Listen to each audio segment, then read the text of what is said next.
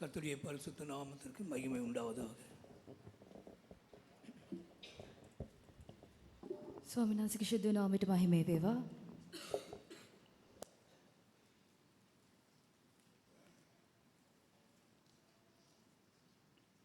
Glory be unto the name of God. கர்த்தர் கிருபையாக எனக்கு ஒரு சந்தர்ப்பத்தை தந்தபடியினால் நான் கர்த்தரை ஸ்தோத்திரிக்கிறேன். ස්වාමීන් වහන්සේ කරුණාවෙන් මට අත් අවස්ථාවක් දෙන නිසා උන්වහන්සේට ගුණවන්තව ස්තුති කරමි. I praise God for this opportunity the Lord has given me by His grace. என்னுடைய தூதை ஆரம்பிப்பதற்கு முன்பாக ஒரு சிறிய சாட்சி சொல்ல விரும்புகிறேன்.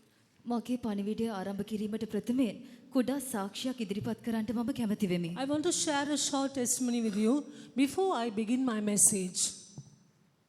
இது என்னுடைய மூன்றாவது சந்தர்ப்பம், ஸ்ரீலங்கா வரக்கூடிய மூன்றாவது சந்தர்ப்பமாக இருக்கிறது. මෙය මාගේ ලංකාවට පැමිණීමේ තුන්වන වතාවව තිබෙනවා. This is my third visit to Sri Lanka. கடந்த வருட கடைசியிலே டிசம்பர் மாதம் 30ஆம் தேதி மிகவும் கஷ்டமான ஒரு சூழ்நிலைக்குள்ளே நான் கொண்டு வரப்பட்டேன் வியாதியினால்.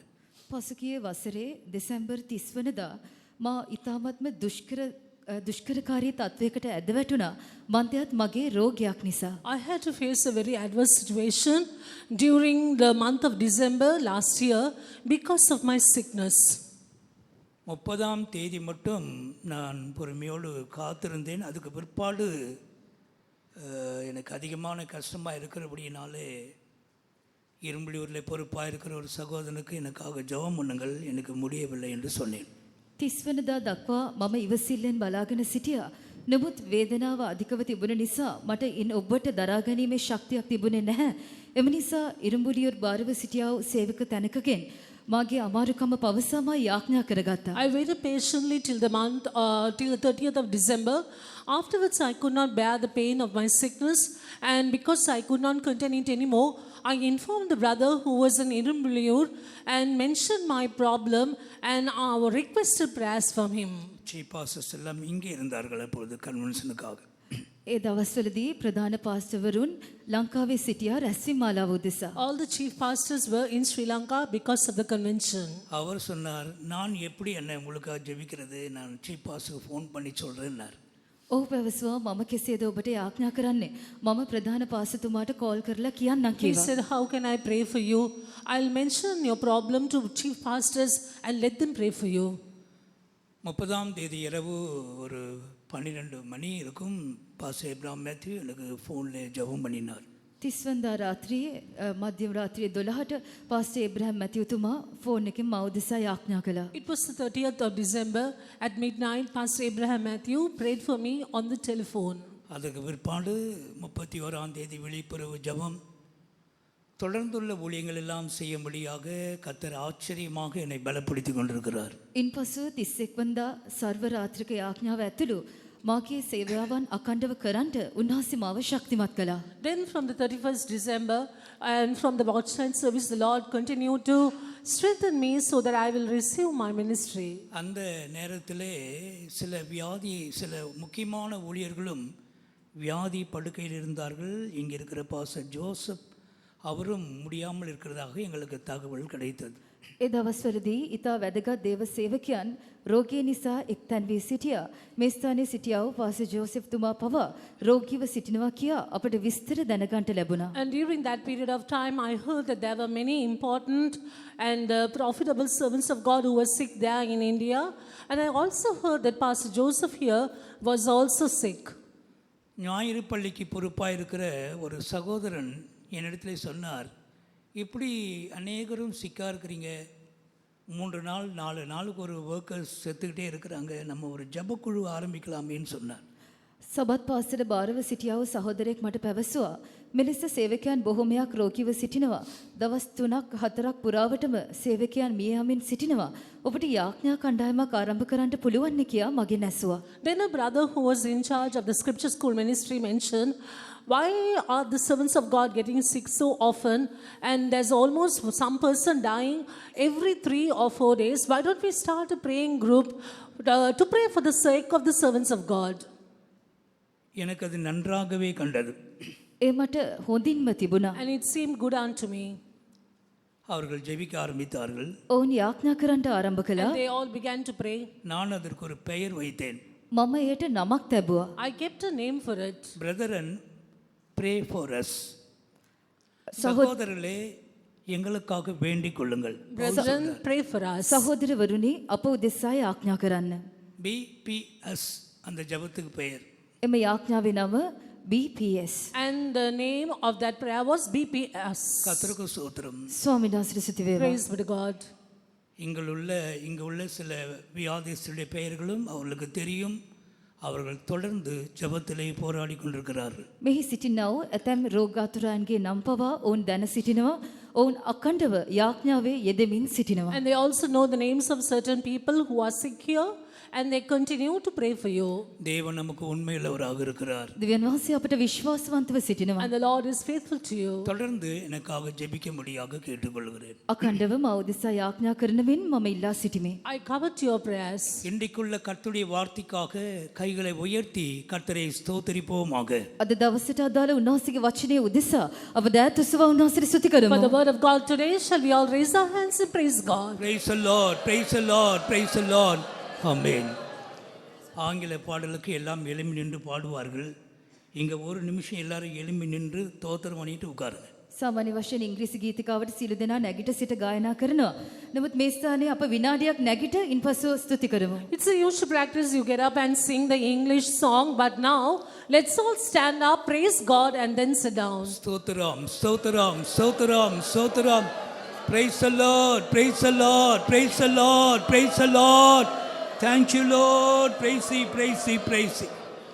நன்றி, உட்காருங்கள். ස්තුති වාඩි වෙන්න. Thank you, pray, sit down. இன்றைக்கு நான் உங்களோடு பகிர்ந்து கொள்ள வேண்டிய விஷயம், எகிப்தில் இருந்த இஸ்ரவேலரை குறித்து பார்வோனின் மனதும் தேவனின் மனதும். අද මම නුඹලා සමග බෙදා ගන්නට කැමති කුමක්ද නම් මිස්රයේ සිටියා වූ ඊශ්‍රායල් සෙනග පිළිබඳව පාරාවගේ කැමැත්ත සහ දෙවියන් වහන්සේගේ කැමැත්ත. This is what I want to share with you this morning. The mind of God and the mind of Pharaoh with regard to the people of Israel who came out of the land of Egypt. மறுபடியும் சொல்லுகிறேன், இஸ்ரவேலில் எகிப்தில் இருந்த இஸ்ரவேலரை குறித்து பார்வோனுடைய மனது என்ன, தேவனுடைய மனது என்ன? මිස්ර දේශයේ සිටියා වූ ඊශ්‍රායල් සෙනග පිළිබඳව පාරාවගේ සිතේ තිබුණේ කුමක්ද? දෙවියන් වහන්සේගේ සිතේ තිබුණේ කුමක්ද? I want to repeat this. The mind of God and the mind of Pharaoh concerning the people of Israel who came out of the land of Egypt. இந்த தூது எனக்கு கிடைக்க ஒரு காரணம் இருந்தது. මෙම පණිවිඩය මට ලැබෙන්න හේතුවක් තිබුණා. And there was a reason for me to get this message. நான் இப்பொழுது வேலூர் சென்டரில் ஊழியம் செய்து கொண்டிருக்கிறேன். මම දැන් බැංගලෝර මධ්‍යස්ථ වේලෝවල සේවය කරමින් I'm සිටිනවා. serving the Lord in the Vellore Center. கன்வென்ஷனுக்கான ஒரு ஆராதனை கூடம் அங்கே இல்லை.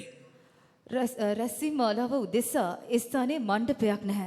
There was no proper worship place there. மற்றபடி ஞாயிற்றுக்கிழமை ஆராதிக்க நல்ல ஹால் இருக்கு, எல்லாம் இருக்கிறது. ஆனால் ஒரு 10,000 பேர் கூடக்கூடியதான ஒரு ஹால், கன்வென்ஷன் வளாகம், ஷெட் நமக்கு இல்லை. ඉරුදින නමස්කාර මෙහෙය සඳහා අපට හොඳ ශාලාවක් තිබෙනවා. නමුත් රැස්වීම මාලාවකට දසදහසක් පමණ රැස්වෙන්න අපිට එවැනි විශාල ශාලාවක් නැහැ. We have very good halls where the people can gather together and worship the Lord on Sundays, but we don't have a big shed or hall where 10,000 people can get together and worship the Lord. 2024 வருடம் Christmas ஆராதனைக்கு நான் யாழ்ப்பாணத்தில் தான் இருந்தேன். 2024 වන වර්ෂයේදී නත්තල් රැස්වීමට මම යාපනයේ සිටියා. I was in Jaffna in the year 2024 for the Christmas service. அங்கதான் அதிகாலையிலே எனக்கு மாற்றம் சொல்லப்பட்டது. ස්ථානයේ තමයි උදෑසන මට මාරුවීම කියනු ලැබුවේ. It was there that morning that my transfer was announced. அப்போது நான் தூத்துக்குடி சென்டரில் இருந்தேன். එවිට මම තූත්තුකුඩිය මධ්‍යස්ථ ඇදිලි නිවසේ සිටියා. I was in the Tuticorin center at that time. எனவே நான் இங்கே இருந்து புறப்பட்டு மறுபடியும் தூத்துக்குடி போய் ஜனவரி 2ஆம் தேதி வேலூர் சென்டருக்கு மாறி வந்தேன். කෙසේ හෝ මම ස්ථානයෙන් තූත්තුකුඩිය වලට ගොස් ජනවාරි 2 වෙනිදා මම වෙල්ලෝර් සෙන්ටර් වලට මාරු වී ගියා. So I went to Tuticorin from here. On the 2nd of January, I got transferred and I went to Vellore Center. ஒரு 2 வாரம் பிற்பாடு அந்த ஷெட் வேலை நாங்கள் ஆரம்பித்தோம். මාස දෙකකට පසුව අප එම මඩුව ගැසීමේ කාර්ය ආරම්භ කළා. After 2 months, we started the shed work. ஏறக்குறைய 9-10 மாதங்களாக அது நடந்தது. ආසන වශයෙන් මාස 9ක් 10ක් පුරාවටම ඒ වැඩ රාජකාරී සිදු වුණා. And this work went on for about 9 or 10 months. அதுக்கு முடிந்த பிற்பாடு வாலிபர் முகாம், அந்த ஷெட் ஒர்க் முடிந்து வாலிபர் முகாம் சென்னையிலே சர்வதேசிய வாலிபர் முகாம் நடந்தது. එම ඒ මඩුවේ වැඩ කටයුතු අවසන් කර විගසම චෙන්නයි වල ජාත්‍යන්තර තරුණ කඳවුර තිබුණා. Soon after the shed work, we had to go to Chennai for the youth camp work. அதுக்கு அடுத்தது வேலூர் சென்ட்ரல் கன்வென்ஷன் நடந்தது. ඉන්පසුව වෙල්ලෝර් වල මධ්‍යස්ථ ඇදිලි නිවසේ රැස්වීමාලාව පැවැත්වුණා. And after that, the Vellore Center convention took place. அதுக்கு அடுத்த வாரம் ஊழியர்களுடைய கூட்டம்.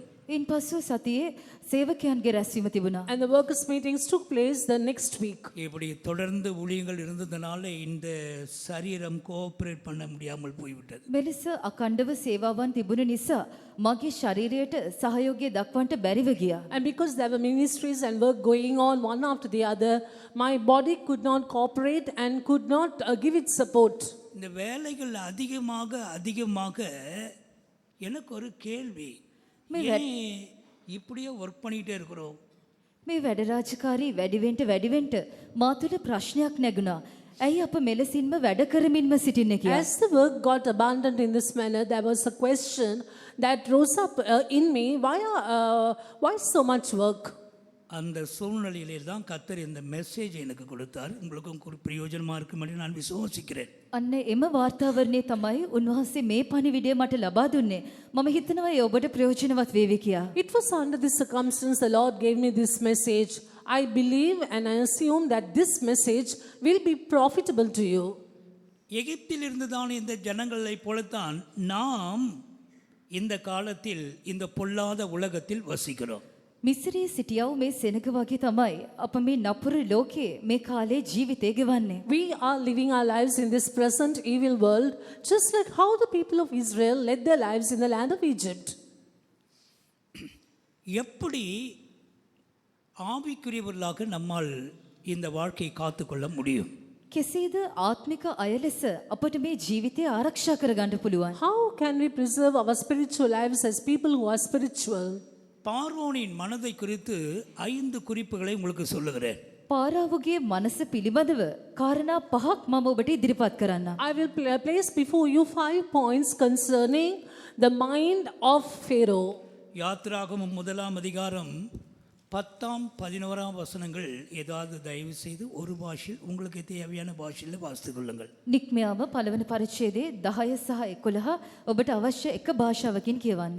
According to the language you need, please read Exodus chapter 1 verses 10 and 11. அவர்கள் பெருகாத படிக்கும் ஒரு யுத்தம் உண்டானால் அவர்களும் நம்முடைய பகைஞரோடே கூடி நமக்கு விரோதமாக யுத்தம் பண்ணி தேசத்தை விட்டு புறப்பட்டு போகாத படிக்கும் நாம் அவர்களை குறித்து ஒரு உபாயம் பண்ண வேண்டும் என்றான்.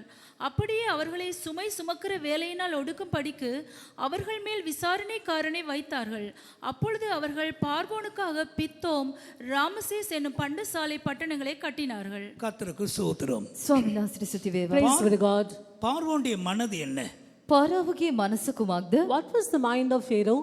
இந்த தேவ ஜனங்கள் அவனுக்காக 2 பட்டணங்களை கட்ட வேண்டுமாம். මේ දේව සෙනග ඔහු උදෙසා නුවරවල් 2ක් ගොඩනගන්න ඕනෙලු. These people of God had to build 2 cities for him. தேவ ஜனங்கள் தேவனுக்காக தான் பட்டணங்களை கட்ட வேண்டும். சீயோனும் எருசலேமும் கட்டப்பட வேண்டும். දේව සෙනග නුවරවල් ගොඩනැගිය යුත්තේ දෙවියන් වහන්සේ වෙනුවෙනුයි. නව යෙරුසලම සහ සියොනයි ඔවුන් ගොඩනැගිය යුත්තේ. The people of God have to build just two cities for the sake of the Lord, and that is Zion and New Jerusalem. ஆனால் சாத்தானுடைய மனது என்ன? නමුත් සාතන්ගේ මනස කුමක්ද? But what was the mind of Satan? நீ சீயோனாய் கட்டப்பட வேண்டாம், எருசலேமாகவும் கட்டப்பட வேண்டாம், வேற ஒன்று நான் உனக்கு வைத்திருக்கிறேன், அதை கட்டு என்று சொல்லுகிறான். ඔබ සියොන ලෙස ගොඩනැගෙන්නටත් එපා, යෙරුසලම ලෙස ගොඩනැගෙන්නටත් එපා. මම වෙන දෙයක් ඔබට ගොඩනගන්න තබා තිබෙනවා. You should not build up yourself as Zion, and you should not build up New Jerusalem, for I have kept something else for you to build. பண்டசாலை பட்டணங்கள், பொருட்களை சேகரித்து வைக்கிற பட்டணங்களை நீங்கள் கட்டுங்கள் என்று சொல்லி அவர்களை உபயோகப்படுத்தினான். ගබඩා නුවරවල් එනම් බඩු රැස් කර තබා තිබෙන්නව නුවරවල් ගොඩනගන්න කියා ඒ ඊශ්‍රායල් සෙනගට පවසනු He ලැබුවා. tells the people of Israel to build up treasure cities, cities that can store up things. இதற்கு 2 விளக்கங்களை கொடுக்கிறேன். මේට මම තේරුම් දෙකක් ලබා දෙන්නම්. I shall give you 2 definitions for them. லோத்தின் நாட்களிலே ஜனங்கள் கட்டினார்கள் என்று எழுதப்பட்டிருக்கிறது. அவங்கவங்க பில்டிங் கட்டிக்கிட்டே இருந்தாங்க. ලොත්ගේ දවස්වලදී ඔවුන් ගොඩනගමින් සිටියා කියා කියා තිබෙනවා. ඔවුන් ගොඩනගමින් සිටියා. During the days of Lot, they were building up cities, places, and they were building up, doing this work of building. லூக்கா 17:28 அதை நாம் படிக்கிறோம். ලූක් 17:28 අපට කියවන්න පුළුවන්. We can read about that in Luke 17:28. அதுபோலதான் இந்த நாட்களிலே எங்க பார்த்தாலும் ஜனங்கள் தங்களுக்காக வீடுகளை கட்டுகிறார்கள், கட்டிக்கொண்டே இருக்கிறார். එලෙස තමයි මේ දවස්වලත් කොයි අතට බැලුවත් සෙනග තමන් උදෙසා නිවාස සාදමින්ම සිටිනවා. That is how in these days also, wherever you may see, you can see the people building something. யாக்கோபு பெத்தேலுக்கு போக புறப்பட்டவன் சுக்கோத்துக்கு வந்த பிற்பாடு அங்க ஒரு வீடை கட்டினான். බෙතෙල්ට යන්ට යාකෝබ් පිටත් වුණ අවස්ථාවේදී සුකොත්ත පැමිණි විට ඔහු එහි පූජාසනයක් ගොඩනැගුවා. Jacob had to come to Bethel, but on the way in Sukkot, he started building an altar. ஆதியாகமம் 33:17 அங்கே தனக்கு ஒரு வீடை கட்டினான் என்று எழுதப்பட்டிருக்கிறது. උත්පත්ති 33:17 ඔහු තමාට ස්ථානයේ නිවසක් සෑදුවා කියා කියා තිබෙනවා. It's mentioned he built a house for himself in Genesis chapter 33 verse 17. அவர்கள் கூடாரத்திலே வசித்தவர்கள். ඔවුන් කූඩාරම් වල වාසය කළා අය. And they were people who lived in tents. ஆனால் இப்பொழுது தனக்கு ஒரு வீடை கட்டினான் என்று நாம் இங்கே பார்க்கிறோம். නමුත් දැන් ඔහු තමාට ගෙයක් ගොඩනැගුවේ කියා අප මේ ස්ථානයේ දකිනවා. But here in this place we can see that he built him a house. வீடு நமக்கு தேவைதான். අපට නිවසක් අවශ්‍යයි තමයි. We do need a house. அதே நேரத்திலே நம்முடைய தரிசனத்தை இழந்து நாம் கட்ட ஆரம்பித்தால் அது நமக்கு ஒரு பெரிய தோல்வியாக முடியும். ඒ වෙලාවෙම අපගේ දර්ශනය අහිමි කරගෙන අප ගොඩනගන්න පටන් ගන්නවා නම් ඒ අපට විශාල පරාජයකින් අවසන් වෙනවා. But if we will lose our vision and try to build something like this, it becomes greatly useless to us. கர்த்தருக்கு மகிமை உண்டாகட்டும். ස්වාමීන් වහන්සේට මහිමේ වේවා. Praise be to God. இதனுடைய இரண்டாவது குறிப்பு என்ன? දෙවන කාරණය කුමක්ද? What was the second point? இவர்கள் பார்வோனுக்காக கட்டின பட்டணங்கள் பொருட்களை சேகரித்து வைக்கக்கூடிய பண்டசாலை பட்டணங்கள். මොවුන් පාරාව උදෙසා ගොඩනැගූ නුවරවල් ගබඩා නුවරවල්ව තිබුණා. ඒවාෙහි බඩු රැස් කර තබන්නා වූ නුවරවල්. The cities they had to build for Pharaoh was treasure cities, and they could store up things in it. கர்த்தருக்கு மகிமை உண்டாகட்டும். ස්වාමීන් වහන්සේට මහිමේ වේවා. Glory be to God. லூக்கா 12ஆம் அதிகாரத்திலே அந்த ஐஸ்வர்யவான் சொல்லுகிறான் தன் ஆத்மாவை பார்த்து, உனக்காக அநேக பொருட்களை நான் சேகரித்து வைத்திருக்கிறேன். ලූක් 12 වෙනි පරිච්ඡේදයේ ඒ පොහොසතා තමාගේ ආත්මය දෙස බලා පවසනවා. ඔබ දෙසා මා බොහෝ භාණ්ඩ රැස් කර තබා තිබෙනවා කියා. And in Luke chapter 12 we can see the rich man telling his soul, see, I have stored up lot of things for you. 2-3 நாளா எனக்குள்ள ஒரு போராட்டம். நான் எப்படி நீங்க அதை எப்படி எடுத்துக்கொள்ளுங்களே எனக்கு தெரியாது. දවස් දෙක තුනකට මට විශාල පොරබැදීමක් තිබුණා. ඔබ මේක කෙසේ පිළිගන්නේද දන්නේ නැහැ. I had a conflict for 2 or 3 days. I don't know how you'll take it. இங்க வந்தா என்னை பார்க்கறவங்க எல்லாம் ஏதாவது ஒரு பொருளை கொடுக்குறாங்க. මෙහෙට මම ආවනම් මාව බලන්ට එන හැමෝම මොනවා හරි බඩුවක් දෙනවා. When I come here, whoever that may come to see me will bring something for me. இதை தூக்கிட்டு சுமக்கிறதுக்கு எனக்கு கஷ்டமா இருக்கு. ஆண்டவரே, தேவையில்லாத எனக்கு ஒருத்தரும் ஒரு பொருளும் கொடுக்கக்கூடாது. நேத்தே ஸ்டார்ட் பண்ணிட்டாங்க. මේක උස්සගෙන මේ අත යන්න මට හරි අමාරුයි ස්වාමිනේ කිසි කෙනෙක් අනවශ්‍ය කිසිම බඩුවක් මට දෙන්න හොඳ නැහැ. ඊයේ ඉඳලම පටන් ගත්තා. Oh Lord, it's such a great burden for me to carry them all along, and nobody must give anything, but they started giving me right from yesterday. சிம்பிளாக இருக்குன்னு விரும்புகிறேன், ஆனால் பொருட்கள் சேர்ந்துக்கிட்டே இருக்கு. සරලව ඉන්න ඕනේ කියා මම කැමති වෙනවා. නමුත් බඩු එකතු වෙමින්ම තිබෙනවා. I just want to be very simple and modest, but things start getting gathered. கர்த்தருக்கு மகிமை உண்டாகட்டும். ස්වාමීන් වහන්සේට මහිමේ වේවා. Glory be to God. அதனால நிறைய பொருட்களை சேர்க்கக்கூடாது. එම නිසා ගොඩාක් බඩු එකතු කරන්න හොඳ නැහැ. We should not store up a lot of things. ஒரு வீட்டுக்கு போயிருந்தேன். එක නිවසකට මම ගියා. I went to a particular house. அந்த குடும்ப தலைவி 35 வயதிற்கும் மரணத்துக்கு ஏதுவான வியாதி. එම පවුලේ නායිකාව ඇයට අවුරුදු 35යි මරණීය රෝගයකින් පෙළුණා. The mother in that house, she was about 35 years old, and she was nigh unto death. She was sick. ரெண்டு பேரும் எஜுகேட்டட், நல்லா படிச்சவங்க, ஹஸ்பண்ட் அண்ட் ஒய்ஃப். දෙදෙනාම ස්වාමි පුරුෂයා සහ භාර්යාව හොඳ උගත් අය. Both the husband and wife were highly educated, நல்லா ஒர்க் பண்றாங்க. හොඳට රැකියා කරනවා. and they are working well. பெரிய வீடு. විශාල නිවසක්. A big ஆனா house. வீட்டுல உட்கார்றதுக்கு எனக்கு ஒரு சேர் போட இடம் கிடையாது. නමුත් නිවසේ වාඩි වෙන්න මට පුටුවක් දාන්නවත් ඉඩක් නැහැ. But there was not a place to put even a chair for me to sit down. நான் பேசுற தமிழ் உங்களுக்கெல்லாம் விளங்குதுன்னா கொஞ்சம் கை தூங்கலாம் பார்க்கலாம். මම කතා කරන දෙමළ ඔබට තේරෙනවා නම් අත ඔසවන්න. If you are able to understand my Tamil, please raise your hand. ஹல்லேலூயா. எங்க பார்த்தாலும் மூட்டை மூட்டி அந்த சிமெண்ட் பேக்ல இருக்குல்ல, மூட்டை மூட்டையா கட்டி அடிக்க வச்சிருக்கிறாங்க. எங்க பார்த்தாலும் பேகா தான் இருக்கு. කොයි ස්ථාන කොයි අතට බැලුවත් අර සිමෙන්ති බෑග් වගේ පොඩි පොඩි හැම තැනම තබා තිබුණා. There were parcel sacks of cement all over, and this was seen all over the house. அதே மாதிரி அந்த சிமெண்ட் பேக்ல தான் எல்லா திங்ஸும் கட்டி வச்சிருக்காங்க. ඒ සිමෙන්ති බෑග් වල තමයි බඩු දාලා ගැට ගහලා තිබුණේ. They had tied up all their things, all their belongings in these cement அந்த bags. சகோதரிக்கு வந்த சிக்னஸ் கொசுக்கடிவினால் உண்டான சிக்னஸ். එම සහෝදරියට පැමිණි රෝගය මදුරු දෂ්ට කිරීමෙන් පැමිණි දෙයක්. And the sickness this wife has got was because of mosquito bites. எதுக்கு இதெல்லாம் மூட்டை கட்டி வச்சிருக்கீங்க? ඇයි මෙහෙම පොඩි බැඳගෙන තබාගෙන ඉන්නේ? Why have you kept all these things stored up?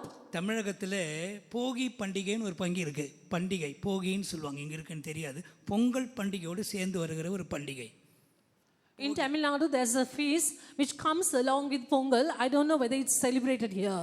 Tamil Nadu වල තයි පොංගල් සමග එක මංගල්‍යයක් තිබෙනවා. அன்றைக்கு என்ன செய்வார்கள் தெரியுமா? එදින කුමක්ද කරන්නේ දන්නවද? Do you know what they do then? வீட்டில் இருக்கிற பழைய பொருட்கள்லாம் எடுத்து எல்லாத்தையும் சேர்த்து ரோட்ல கொண்டு வந்து நெருப்பு வச்சு கொளுத்துவார்கள். ගෙදර තිබෙන හැම පරණ බඩුවක්ම පාරට ගෙනවිත් ගිනි තියනවා. They'll bring all the old things which are in the house onto the road and set it on fire. கர்த்தருக்கு மகிமை உண்டாகட்டும். ස්වාමීන් වහන්සේට මහිමේ වේවා. Praise be to God. அதனால இந்த பொருளாசை என்று சொல்லுகிறது பிசாசினால் வருகிற ஒன்று, விளங்கிக் கொள்ளணும். එම නිසා මේ වස්තු තෘෂ්ණාව යක්ෂයාගෙන් පැමිණෙන දෙයක්. ඒක හොඳට තේරුම් ගන්න. So this thing called covetousness, it comes from the devil. You need to understand it. சமீபத்தில் ஒரு அம்மாவை குறித்து நான் படித்தேன் நியூஸ் பேப்பர்ல.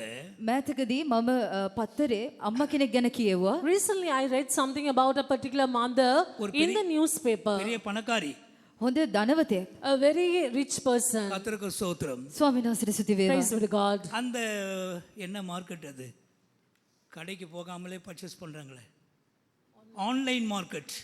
நிறைய ஆர்டர் பண்ணி பார்சலாக வாங்கி வச்சுக்கிட்டே இருக்காங்க. ஃபோட்டோ காட்டுறாங்க, ஒன்றையும் பிரிக்கிறது கிடையாது. ஆர்டர் பண்ணது அங்கே இருக்கும், ஆர்டர் பண்ணது வாங்கி வச்சுட்டு இருக்காங்க. இது என்ன ஆவியோ தெரியாது. ඔන්ලයින් වෙළඳපොලෙන් පාර්සල් ගණන් ගෙදරට ගෙන්වාගෙන තවමත් ඒවා කඩාවත් නැහැ.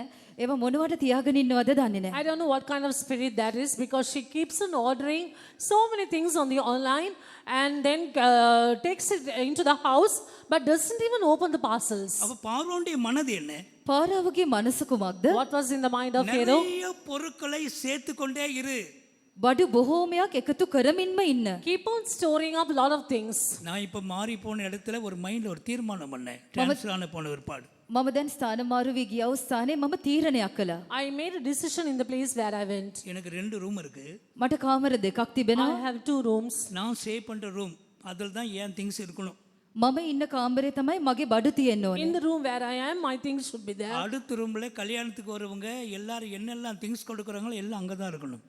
අනිත් කාමරේ කුමන කුමන අය බඩු ගේනවද ඒ ස්ථානේ තමයි ඒ බඩු තියෙන්න ඕනේ. Whatever things others may bring during the time when they come, it should be in the other room. ஒன்று இங்கே வரக்கூடாது.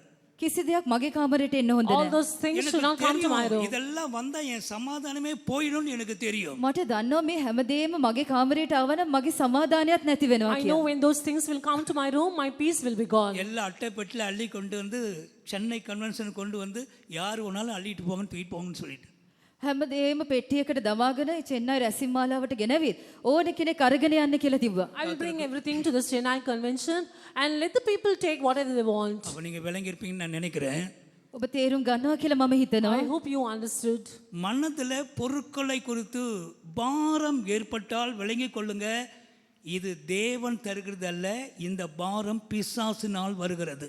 මනසේ මේ බඩු ගැන ඔබට බරක් ආවනම් මේ දෙවියන් වහන්සේ දෙන දෙයක් නෙවෙයි, මේ යක්ෂයාගෙන් ආවා කියලා ඔබ තේරුම් ගන්න. If you get a burden about the things you possess, remember, it's not from God but from the devil. எல்லாவற்றையும் நாம் ஒன்று கூட கொண்டு போக போறதில்லை. இன்றைக்கு மரித்தால் අප අද මිය ගියා නම් අපි කිසිම දෙයක් අරගෙන යන්න යන්නේ නැහැ. Because when we die today, we are not going to take anything with us. இரண்டாவது குறிப்பு என்ன? දෙවන කාරණේ කුමක්ද? பார்வோனின் மனதை குறித்து இரண்டாவது குறிப்பு என்ன? පාරදව්ගේ මනස පිළිබඳව දෙවන කාරණේ කුමක්ද? What was the second point concerning the thing in Pharaoh's mind? யாத்திராகம் 1ஆம் அதிகாரம் 14ஆம் வசனம். නික්මයාම පළවෙනි පරිච්ඡේදයේ 14 වන පදය. Exodus chapter 1 verse 14. சாந்தும் செங்கலுமாகிய இவைகளை செய்யும் வேலையினாலும் வயலில் செய்யும் சகலவித வேலையினாலும் அவர்களுக்கு அவர்கள் ஜீவனையும் கசப்பாக்கினார்கள். அவர்களை கொண்டு செவித்த மற்ற எல்லா வேலைகளிலும் அவர்களை கொடுமையாய் நடத்தினார்கள். கர்த்தருக்கு ஸ்தோத்திரம். ස්වාමීන් වහන්සේට ස්තුති වේවා. Praise be to God.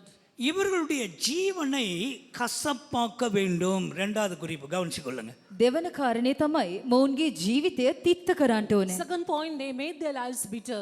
சந்தோஷமா வாழ வேண்டியவங்க ஏன் கசப்பான ஒரு வாழ்க்கை வாழ்ந்து கொண்டிருக்கிறார்கள்? සතුටින් ජීවත් වෙන්න ඕනේ අය ඇයි දැන් තිත්ත ජීවිතයක් ගත කරන්නේ? They should live happily. Why are they living a bitter life? ஏனென்றால் எப்பவும் வேலை செய்துகிட்டே இருக்க வேண்டும். මන්දියත් හැම වෙලේම මොනවා හරි වැඩක් කරමින්ම The ඉන්න reason ඕනේ. is they have to work always. செங்கல் செய்கிற வேலை, செங்கல். ගඩොල් සාදන වැඩ, It was the work of the bricks, வயலில் செய்கிறதான வேலை, ඔවුන් කෙතේ කරන්නව වැඩ, and they worked in the fields. சகல விதமான வேலைகள். සීළු ආකාර වැඩ. All kinds of work. இந்த வேலை செய்வதற்கு விசாரணைக்காரர்கள் இருந்தார்கள். මේ වැඩ කරන පිණිස ඒ වැඩ කරන විධානවරුන් සිටියා. And there were people to inquire after the work. ஆலோட்டிகள் இருந்தார்கள். ඒ විධානවරුන් සිටියා. There were taskmasters. வேலை வேலை வேலை என்று கொடுமையாக வேலை வாங்கினார்கள். වැඩ වැඩ කියලා තදබල ලෙස වැඩ ගත්තා. And they got the work out of them very strongly. இதில் வேற அடிகள் வேற விழுந்தது அவர்களுக்கு. ඒ පමණක් නොවේ ඔවුන්ට පහරත් ලැබුණා. They were also beaten. அவர்கள் முடிவு செய்தார்கள், இந்த நாள் நம்முடைய வாழ்க்கையை கசப்பாய் போய்விட்டது. අවසානයේ ඔවුන් තීරණයකට එළඹුණා අද දවස අපගේ ජීවිතේ තිත්ත වුණා කියලා. They came to a decision finally. Our lives have become bitter. இந்த காலையில் நான் கேட்கிறேன், எத்தனை பேர் சந்தோஷமா இருக்கிறீர்கள்?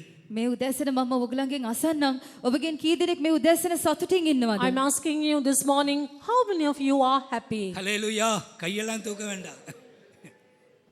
நான் சொல்ற விஷயத்தை கவனிங்க. මම කියන දෙයට අහුම්කම් දෙන්න. Please listen to what I'm saying. ஏன்னா இதை வெளியே சொல்ல முடியாது. මේක පිටත කියන්න බෑ. I cannot say this openly. ஏன் உயிரோடு இருக்கணும்?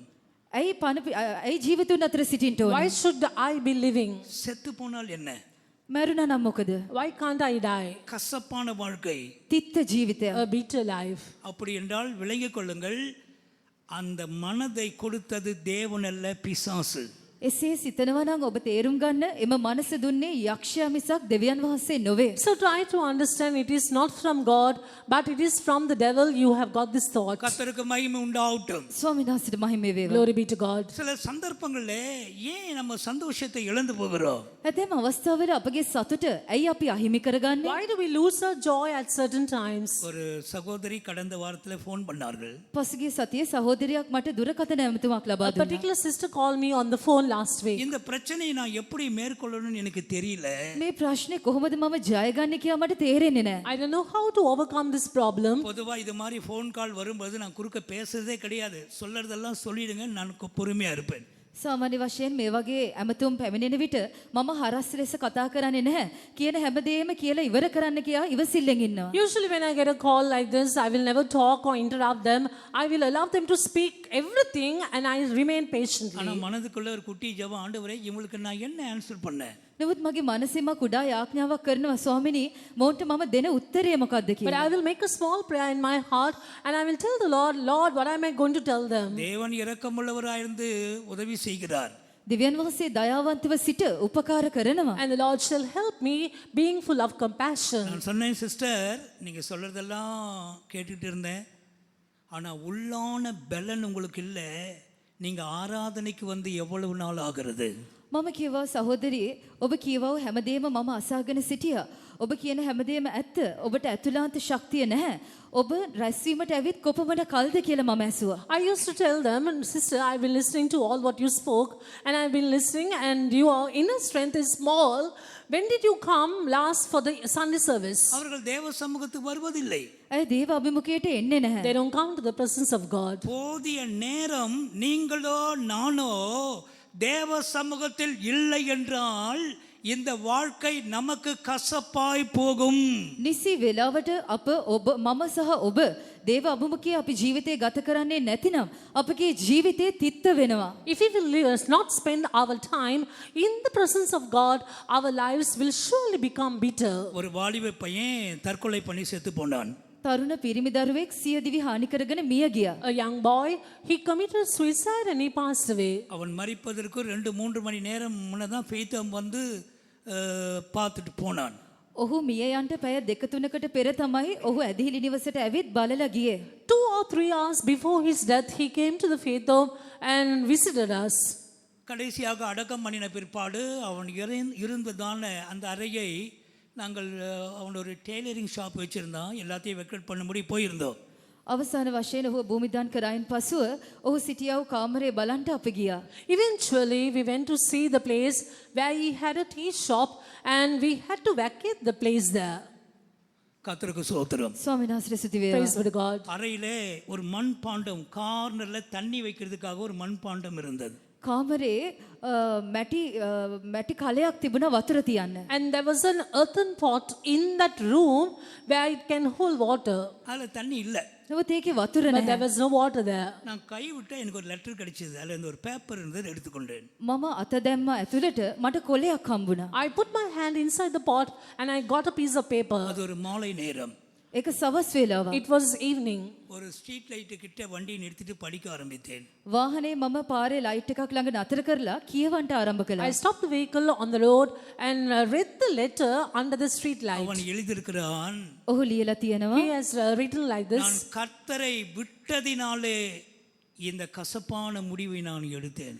මම ස්වාමින් වහන්සේව අතහැරිය නිසා මේ තිත්ත තීරණය ගත්තා I කියලා. took this bitter decision because I forsook the Lord. எல்லாருக்கும் சொல்லுகிறேன், සියලු දෙනාටම මම කියන්නේ I want to tell இந்த everyone, கிறிஸ்தவ வாழ்க்கையிலே தெய்வம் இல்லை என்றால், தேவ சமூகம், ஆராதனை, வேத வாசிப்பு, உபவாசம், ஜபங்கள் இல்லை என்றால் படிப்படியாக நீ கசப்பான பாதையை நோக்கி போகிறாய் என்பதை விளங்கிக்கொள். මේ කිතුණු ජීවිතයේ දෙවියන් වහන්සේගේ අභිමුඛය, යාඥා, රැස්වීම, උපවාස යාඥා, බයිබල් කියවීම මේ සියලු දේ නැතිනම් පියවරින් පියවර ඔබගේ ජීවිතය තිත්ත වෙනවා. just remember in this Christian life, if you will lose God and the presence of God and prayers and praises and also fasting and prayers, you will go away from the Lord and the lives become more and more bitter. சில வருடங்களுக்கு முன்பாக වසර කිහිපයකට පෙර Some years ago, ஒரு வாலிபன் பஸ்ஸில் அடிபட்டு மரித்தான். තරුණයෙක් බස් රථයකට වැදී මිය ගියා. a young man got knocked by a bus and he passed away. அவனை இழுத்து கொண்டு ஏறக்குறைய ஒரு 100 அடி தூரவெளிக்கு அந்த பஸ் போய் நின்று அவன் மரித்து போனான். ඔහුව ඇදගෙන මේ බස් රථය අඩි 100ක් පමණ ගොස් තමයි ඔහු මිය ගියේ. It dragged his body up to 100 feet away and it stopped there. தகப்பனார் கதறுகிறார். පියා කෑ ගසනවා. And the father was mourning. என்ன சொல்றார்? කුමක්ද ඔහු කියන්නේ? What did he say? எத்தனையோ முறை அவனுக்கு சொன்னேன், பாஸ்டர் கூட்டத்துக்கு வா, வந்துடுன்னு. அவன் கேட்காமலே போய் இப்படி செத்து போனான். මම බොහෝ වතාවක් මොහුට රැස්වීම් වලට එන්න කිව්වා පාස්ටර්. නමුත් මොහු කීකරු වෙන්නේ නැතිවම මිය ගියා. Pastor, I have mentioned it to him to come for the meetings, Sunday services so many times, but he disobeyed and he passed away like this. பிசாசின் மனது என்ன? යක්ෂයාගේ මනස කුමක්ද? What is the mind of நீ Satan? சந்தோஷமா இருக்கவே கூடாது. ඔබ ප්‍රීතියෙන් ඉන්නම හොඳ නැහැ. You should never be happy. கசப்பாக உன்னை மாற்ற மாற்ற வேண்டும். ඔබව තිත්ත ලෙස මාරු කරන්න ඕනේ. He must somehow make you bitter. இன்றைக்காவது விளங்கிக் கொள்ளுங்கள், அதுக்கு பின்னாலே பிசாசின் ஆவி இருக்கிறது. உன்னுடைய மனதை மாற்றிக்கொண்டு ஆண்டவருடைய கையை பிடித்துக்கொண்டு திரும்பி வா. අද හෝ ඔබ තේරුම් ගන්නට මේට පිටිපස්සේ යක්ෂ ආත්මයක් තිබෙනවා.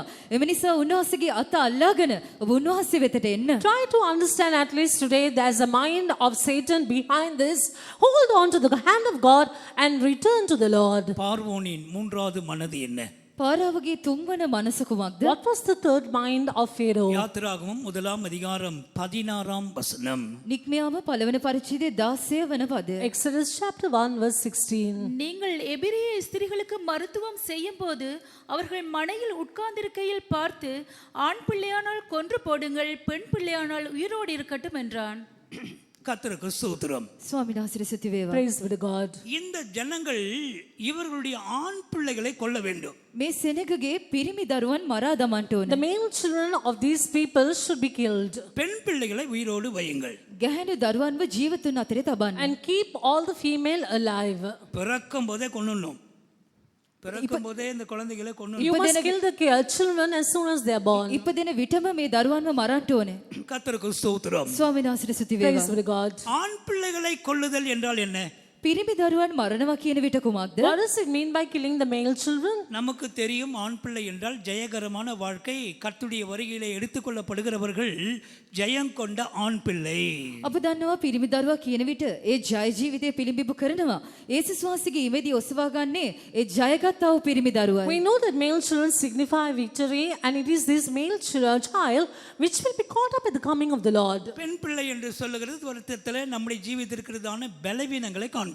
ගැහැණු දරුවන් කියන විට අප සියලු දෙනාටම දන්නවා අපගේ ජීවිතයේ තිබෙනා වූ දුර්වලකම් කියා. And as we all know, all the female children signify the weaknesses in our bodies. அப்படி என்றால் அவனுடைய நோக்கம் தான் என்ன? சாத்தானுடைய நோக்கம் என்ன?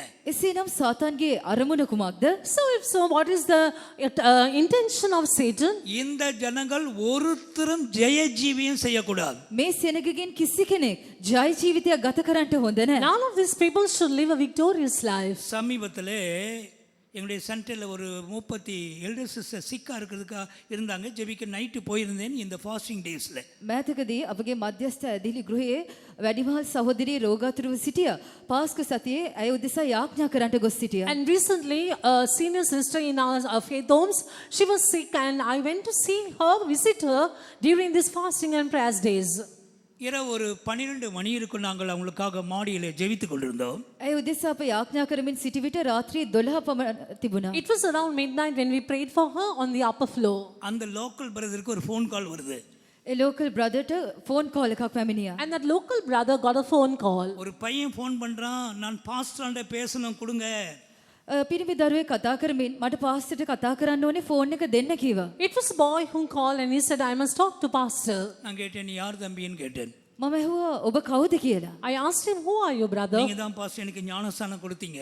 ඔබ තමයි පාස්ටර් මට වතුර බෞතිස්මය දුන්නේ. Pastor, it's you who gave me baptism. நீங்க ஜெபம் பண்ற ரூமுக்கு அடுத்த பில்டிங் லைட் எரியுது. நான் ஒரு ஹாஸ்டல் பையன், அங்கே தான் தங்கியிருக்கிறேன்.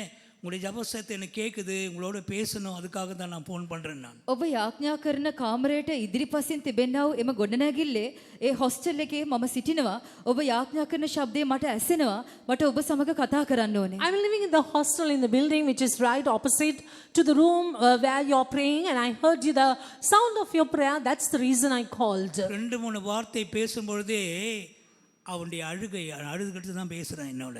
වචන දෙක තුනක් කතා කරයින් පසුව ඔහු අඬමින් තමයි මාත් එක්ක කතා කළේ. After about 2 or 3 words, after he started speaking, he started weeping. அவன் சொல்கிறான், நான் இந்த பாவத்தில் சிக்கிக்கொண்டேன், எனக்கு வெளியே வர முடியல, தவிக்கிறேன், எனக்காக ஜெபிங்க. நைட்டு 12 மணியில். ඔහු කියනවා මම මේ පාපයේ හිර වෙලා සිටිනවා. මට පිටතට එන්න කිසිම මාර්ගයක් නැහැ. මම තැවෙමින් සිටිනවා. මා උදෙසා යාඥා කරන්න කියා මධ්‍යම රාත්‍රී 12ට පැවසුවා. He said, I'm terribly caught in this sin and I'm not able to have a way of escape. Please pray for me. And it was around midnight. அவனுக்காக ஜெபித்து விட்டேன். ඔහු උදෙසා මම යාඥා කළා. I prayed for him. 2 நாளில் அந்த எல்டர் சிஸ்டர் மரித்து போனார்கள். දවස් දෙකකට පසුව ඒ වැඩිමහල් සහෝදරිය මිය ගියා. After 2 days, the senior sister passed away. அடக்காராதனைக்கு போயிருக்கிறான்.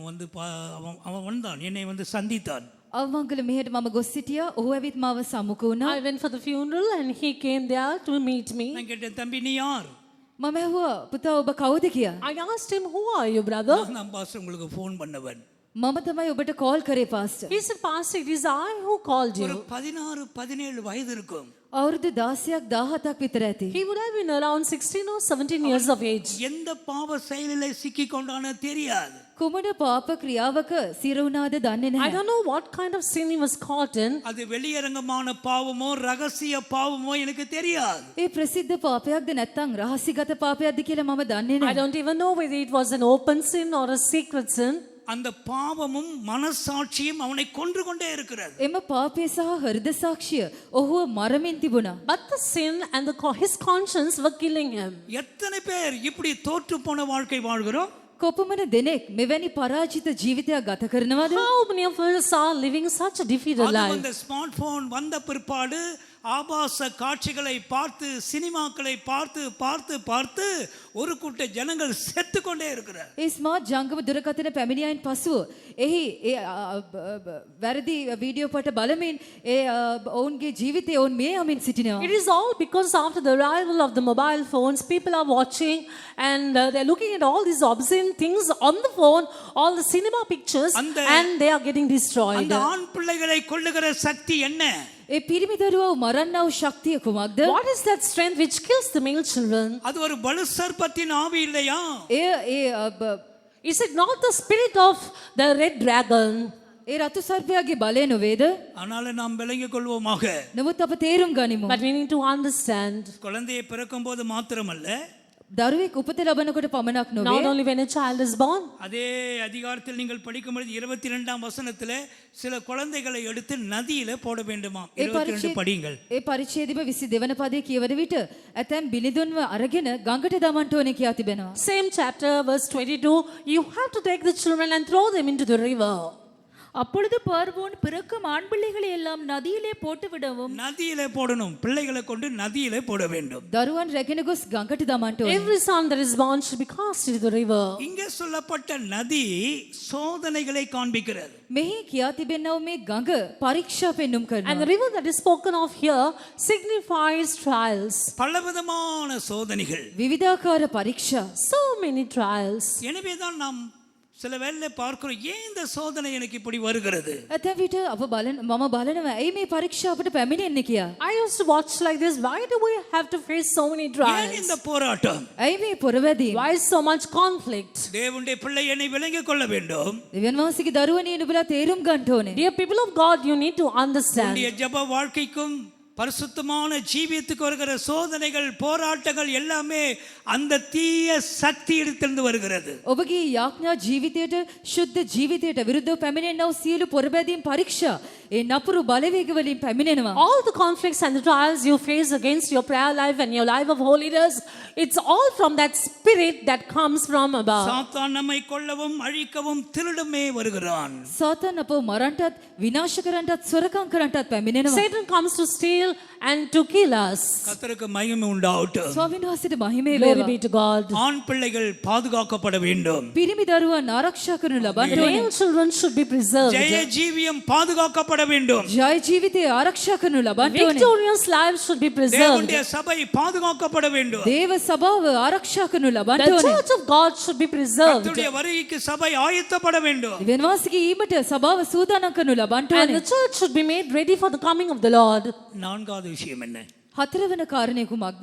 What is the fourth point? யாத்ராகம 6ஆம் அதிகாரம் 9ஆம் வசனம். නික්මයාම 6 වන පරිච්ඡේදයේ 9 වන පදය. Book of Exodus chapter 6 verse 9. இந்த பிரகாரமாக மோசே இஸ்ரவேல் புத்திரருக்கு சொன்னான். அவர்களோ மனமடிவினாலும் கொடுமையான வேலையினாலும் மோசேக்கு செவி கொடாமல் போனார்கள். இந்த ஜனங்களுக்கு மனமடிவு உண்டாக்க வேண்டும். මේ සෙනගට හෘදයේ වේදනාව ඇති වෙන්න ඕනේ. These people should have the anguish of spirit. மிக்க வேதனை, மன சோர்வு, இது எல்லாம் அதோட சேர்ந்த விஷயம்தான். දැඩි වේදනාව, මානසික ක්ලාන්තභාවය මේ සියලු දේම ඊට අයත් වෙනවා. A terrible pain, anguish of spirit and soul, all these belong to this. அன்னாள் மனமடிவு உள்ளவளாக மாறினாள். හන්නා සිත් තැවුණව කෙනෙක් ලෙස මාරු වුණා. Hannah became a woman with bitterness of soul. 1 Samuel 1:7 நாம் அதை படிக்கிறோம். 1 සාමුවෙල් 1:7 අප එය කියවනවා. We read about that in 1 Samuel chapter 1 verse 7. நெகேமியா மன மடிவு உண்டானவன். නෙහෙමියා සිතේ ශෝක වුණා වූ පුද්ගලයෙක්. Nehemiah was a man who was of anguish of spirit. நெகேமியா 4:5, Nehemiah 4:5, Nehemiah chapter 4 verse 5, 13:8 13:8 chapter 13 verse 8. இதெல்லாம் நாம் அதை படிக்கிறோம். මේ සියල්ලේ අප මේවා කියවනවා. We can read in all this.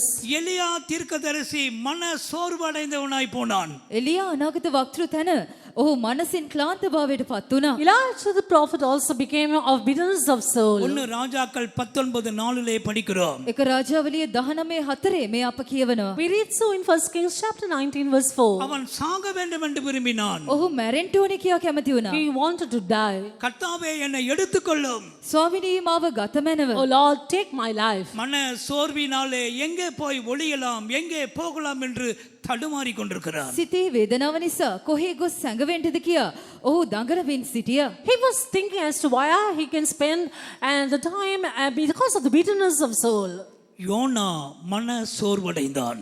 Jonah සිත් වේදනාවට පත් වුණා. Jonah was also of anguish of spirit. 4 அதிகாரம் 6, 8 வசனங்களிலே நாம் அதை படிக்கிறோம். 4 වන පරිච්ඡේදය 6 වන 8 වන පදවල අපිට කියවන්න පුළුවන්. We read about that in Jonah chapter 4 verses 6 and 8. கர்த்தருக்கு ஸ்தோத்திரம். ස්වාමීන් වහන්සේට ස්තුති වේවා. Praise be to God. இன்றைக்கு நான் கேட்கிறேன், අද මම අසන්නම්. I shall ask you one thing today. நல்ல கொஞ்சம் உள்ளான மனுஷனை பார்த்துட்டு பதில் சொல்லுங்க. ඔබගේ ඇතුළාන්ත මනුෂ්‍යයා දෙස පොඩ්ඩක් බලලා උත්තරේ දෙන්න. You examine your inner man and then answer. மன சோர்வோடு கூட நீ வாழ்கிறாயா? සිතේ ක්ලාන්තභාවයක් ඇතුව ඔබ ජීවත් වෙනවද? Are you living with anguish of soul? யார் இடத்திலே போகலாம்? ඔබට කා වෙතටද යන්න පුළුවන්? To whom can I go? எனக்கு விடுதலையே இல்லையா?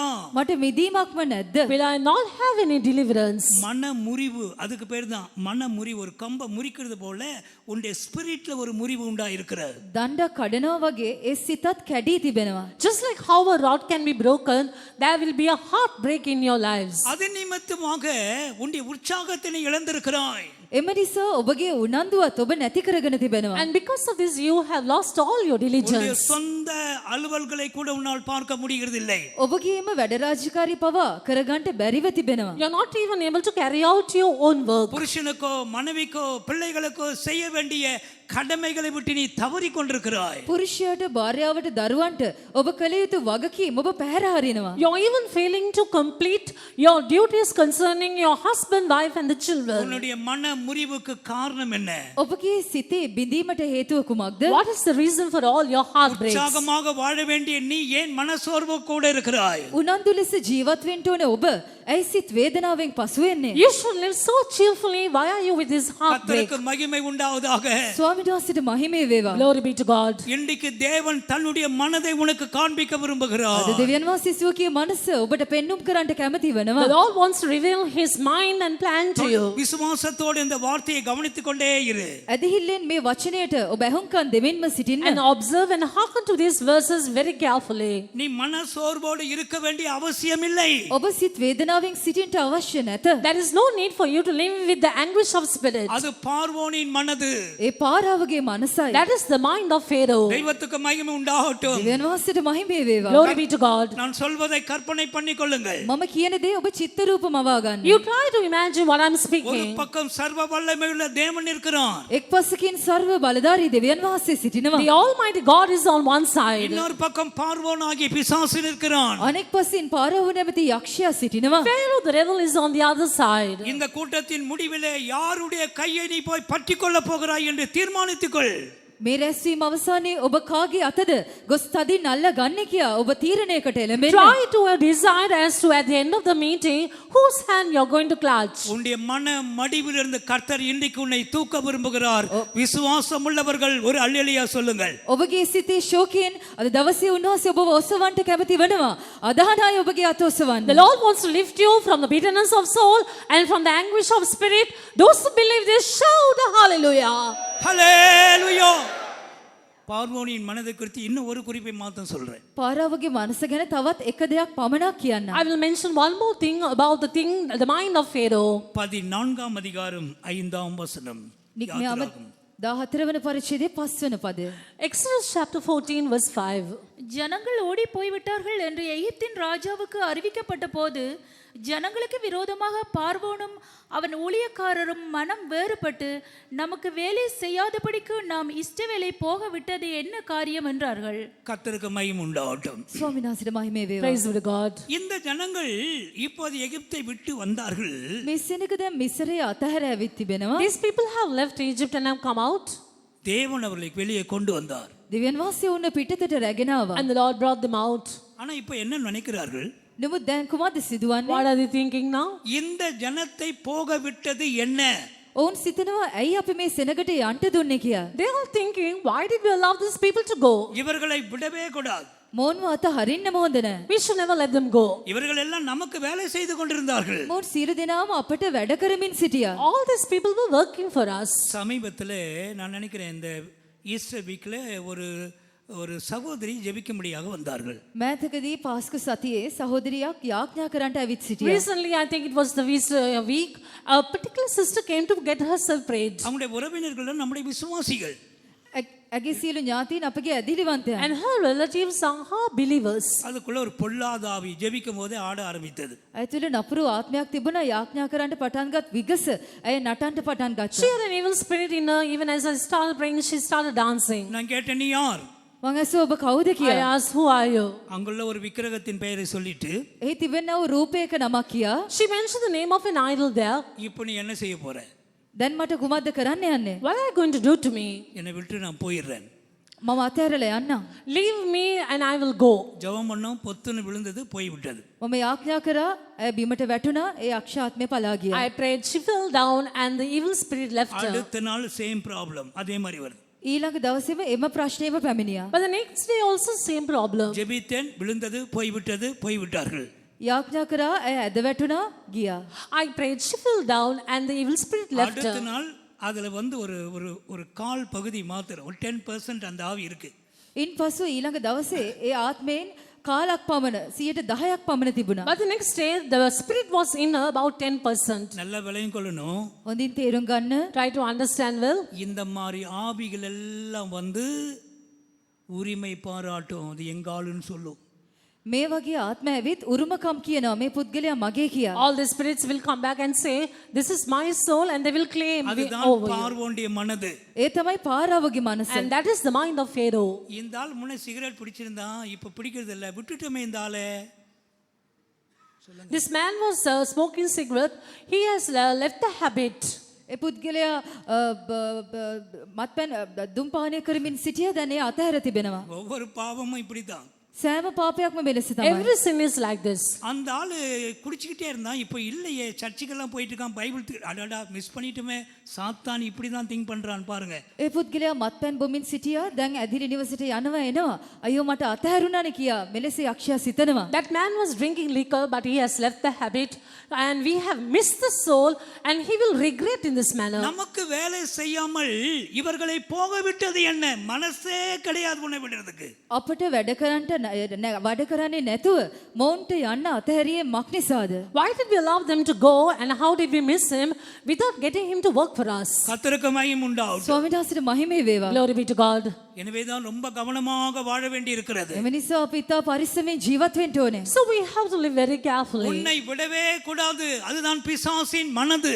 ඔබව අතහරින්නම හොඳ නැහැ. මේ තමයි යක්ෂයාගේ මනස. He will never want you to be let go, and that is the mind of Satan. ஆனால் தேவன் நம்மை எப்படி விடுவித்தான்? නම දෙවියන් වහන්සේ කෙසේද අපව නිදහස් කළේ? How did the Lord deliver us? பலத்த கையினாலும் ஓங்கிய புயத்தினாலும் அந்த ஜனங்கள் விடுவிக்கப்பட்டார்கள். බලවත් හස්තයකින් සහ ඔසවනු ලැබුවා වූ අතකින් ඒ සෙනඟ මුදවනු ලැබුවා. Those people were delivered with an outstretched arm and with a mighty hand. அடையாளங்கள் அற்புதங்களை கர்த்தர் நடப்பித்தான். උන්වහන්සේ පුදුම සහ ලකුණු කළා. And the Lord performed signs and wonders. தான் தான் தேவன் என்பதை அவளுக்கு நிரூபித்தான். උන්වහන්සේ දෙවියන් වහන්සේ කියා ඔවුන්ට සනාථ The කළා. Lord proved to them that He was the Lord. அவர்கள் அற்புதமாக எகிப்தை விட்டு வெளியே வந்தார்கள். ඔවුන් පුදුම සහගත ලෙස මිස්ර දේශයෙන් පිටතට පැමිණියා. How marvelously they came out of the land of Egypt. தெய்வத்துக்கு மகிமை உண்டாகட்டும். දෙවියන් වහන්සේට මහිමේ වේවා. Glory be to God. இப்ப தேவனுடைய மனதை படிக்கலாம். දැන් දෙවියන් වහන්සේගේ මනස ගැන ඉගෙන ගන්න Now පුළුවන්. we shall study about the mind of God. உன்னை குறித்து தேவனுடைய மனது என்ன? ඔබ පිළිබඳව දෙවියන් වහන්සේගේ මනස කුමක්ද? What is the mind of God concerning you? யாத்திராகமம் 3ஆம் அதிகாரம் 8ஆம் வசனம். නික්මයාව 3 වන පරිච්ඡේදයේ 8 වන පදය. Exodus chapter 3 verse 8. அவர்களை எகிப்தியரின் கைக்கு விடுதலையாக்கவும் அவர்களை அந்த தேசத்திலிருந்து நீக்கி கானானியரும் ஏத்தியரும் எமோரியரும் பெரிசியரும் ஏவியரும் எபூசியரும் இருக்கிற இடமாகிய பாலும் தேனும் ஓடுகிற நலமும் விசாலமுமான தேசத்தில் கொண்டு போய் சேர்க்கவும் இறங்கினேன். இதுதான் தேவனுடைய முதலாவது மனது. මේ තමයි දෙවියන් වහන්සේගේ පළවෙනි මනස. This is the first mind of God. அவர்களை அங்கே இருந்து வெளியே கொண்டு வர வேண்டும். ඔවුන්ව ස්ථානයේ සිට පිටතට ගෙනෙන්න ඕනේ. He must bring them from that place. அது எந்த இடம்னு உனக்கு தான் தெரியும், நீ எழுதிக்கொள். அது எந்த இடத்துல நீ இப்போ இருக்கிறாய் என்பது உனக்கு தான் தெரியும். ඒ කුමන ස්ථානයේද කියා ඔබ තමයි දන්නේ. ඔබ කුමන ස්ථානයේ සිටිනවාද කියා ඔබ ලියා ගන්න. You know what that place is and you may write it down what that place is. அங்கே தான் நீ வேதனைப்பட்டாய். එහි තමයි ඔබ වේදනාව වින්දේ. It is in that place you got அங்கே தான் நீ tormented. கூக்குரலிட்டாய். ඒ ස්ථානයේ තමයි ඔබ මොර ගැසුවේ. You shouted in that place. அங்கே நீ கண்ணீர் விட்ட இடம். ඒ ස්ථානයේ ඔබ කඳුළු සැලුවා වූ The ස්ථානයයි. place you shed tears. புலம்பினதான இடம். ඔබ වැළපුණා වූ The ස්ථානයයි. place where you lamented. இன்றைக்கு தேவன் உன்னோடு பேசிக் கொண்டிருக்கிறார். අද දෙවියන් වහන්සේ ඔබ සමගින් කතා කරන The Lord is සේක. speaking to you today. சகோதரியே, அந்த இடத்திலிருந்து தேவன் உன்னை வெளியே கொண்டு வர விரும்புகிறார்.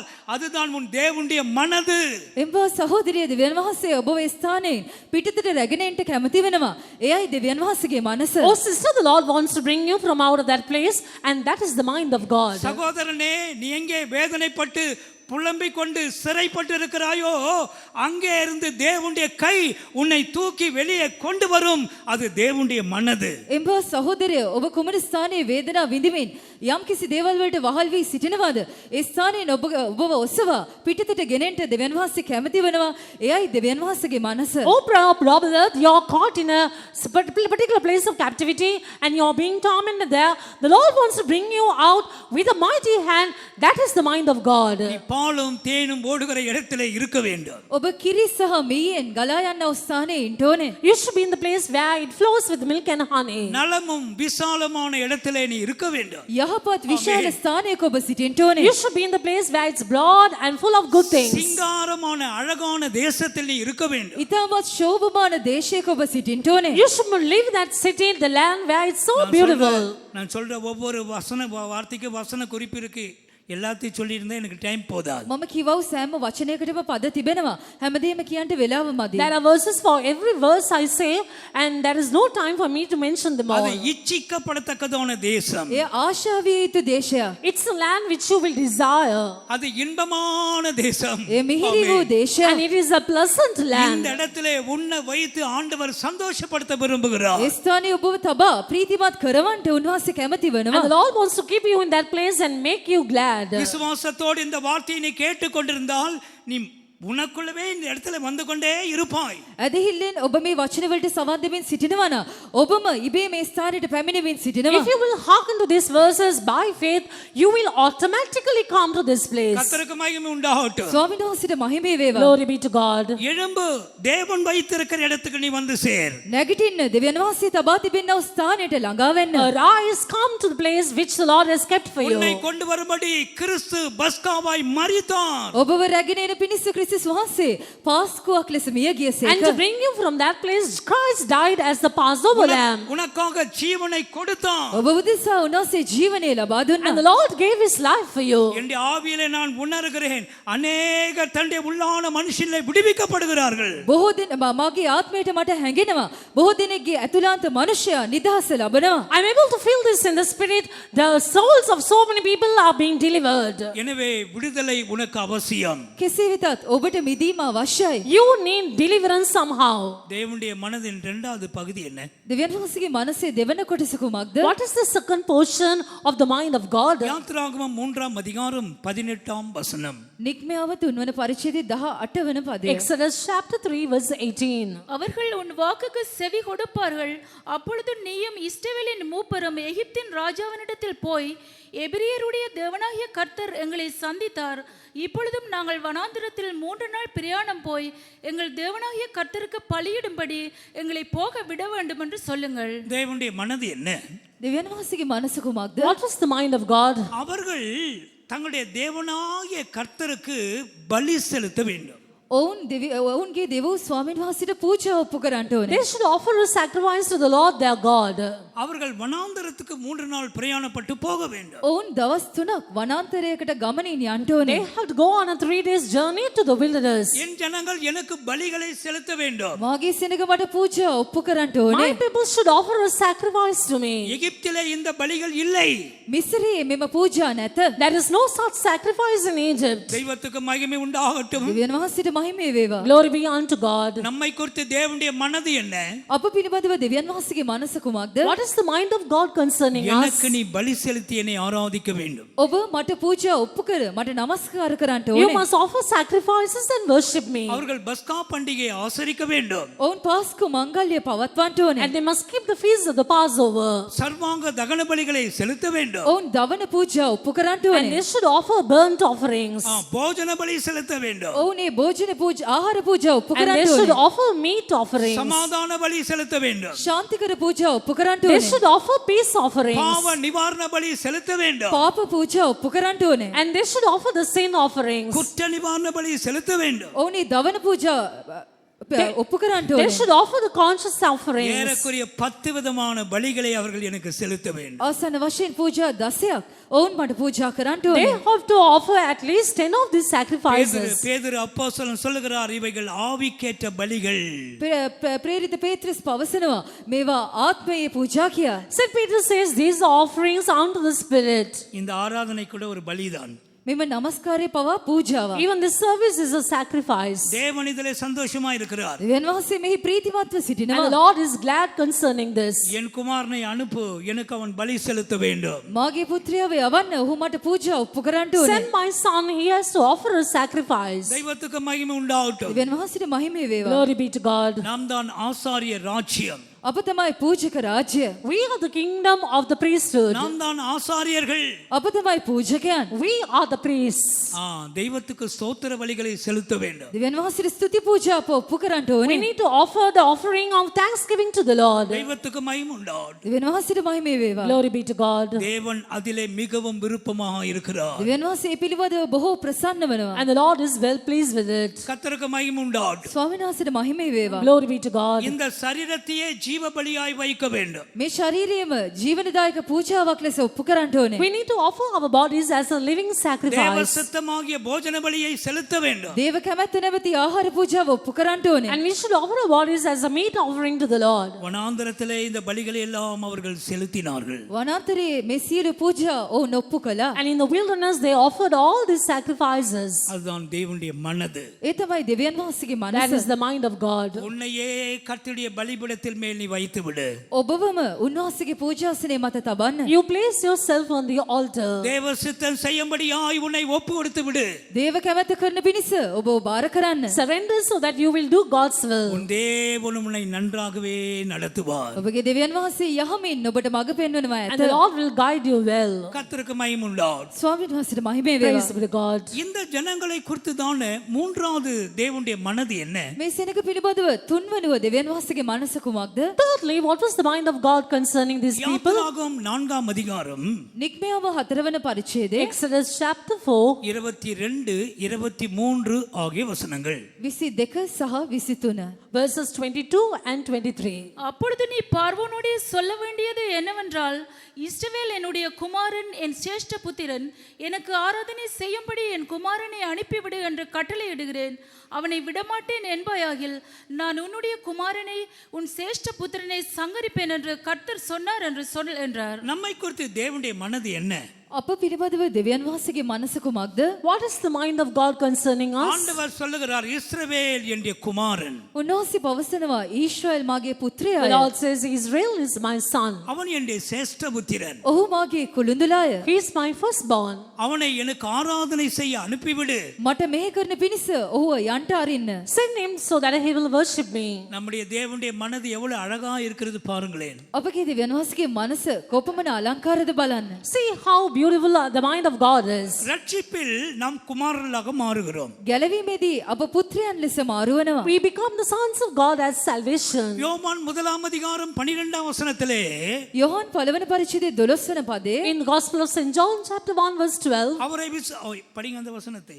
Let's read that verse. පදේ කියවන්න. அவருடைய நாமத்தின் மேல் விசுவாசம் உள்ளவர்களாய் அவரை ஏற்றுக்கொண்டவர்கள் எத்தனை பேர்களோ அத்தனை பேர்களும் தேவனுடைய பிள்ளைகள் ஆகும்படி அவர்களுக்கு அதிகாரம் கொடுத்தார். இது ரட்சிப்பில் உண்டாகிற அனுபவம். මේ ගැලවීමේ ඇතිවන්නා වූ අත්දැකීමයි. This is an experience you receive at அவருடைய salvation. நாமத்தின் மேல் விசுவாசம் உள்ளவர்களாய் ஏற்றுக்கொண்டவர்கள் උන්වහන්සේගේ නාමය කෙරෙහි විශ්වාස කර උන්වහන්සේව පිළිගන්නා වූ අය But as many as received him that believe on his name.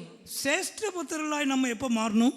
කොයි අවස්ථාවේදීද අප කුළුඳුලන් ලෙස මාරු වෙන්න When ඕනේ? will we become the firstborn? ரோமர் 8ஆம் அதிகாரம் 23ஆம் வசனத்திலே රෝම 8 වන පරිච්ඡේදය 23 වන පදේ In Romans chapter 8 verse 23.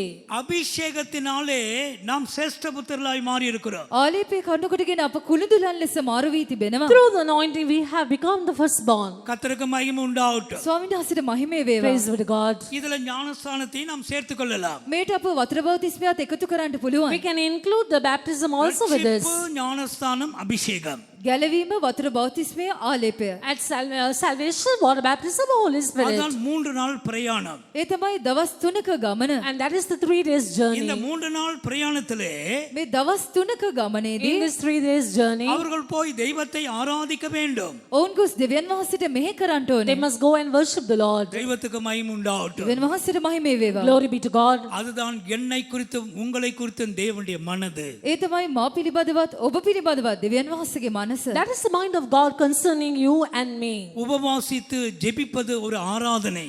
නිරහරින් සිට යාඥා කිරීම නමස්කාරය. Fasting and praying is also a worship. அது அன்னாள் செய்த ஆராதனை. එය හන්නා කළා වූ මෙහෙයක්. That's the worship that was done by Hannah. லூக்கா 2ஆம் அதிகாரத்திலே நாம் அதை படிக்கிறோம். ලූක් දෙවන පරිච්ඡේදය අපේට කියවන්න We පුළුවන්. read about that in Luke chapter 2. 36 37 வசனங்களிலே நாம் பார்க்கிறோம். 36 වන 37 වන පදවල අපිට දකින්න We පුළුවන්. can read that in verses 36 and 37. ரோமர் 12:1 ஜீவ பலியாய் ஒப்பு கொடுக்கதே புத்தியுள்ள ஆராதனை. රෝම 12 වන පරිච්ඡේදය පළමුවන පදය ජීවමාන පූජාවක් ලෙස ඔප්පු කිරීම ඥානානුසාර නමස්කාරයක් කියා තිබෙනවා. Romans chapter 12 verse 2, offering our bodies as a living sacrifice is a worship. அப்போஸ்தலர் 14:25 ஜெபிப்பதும் துதித்து பாடுவதும் ஆராதனை. ක්‍රියා 14 26 කියා තිබෙනවා.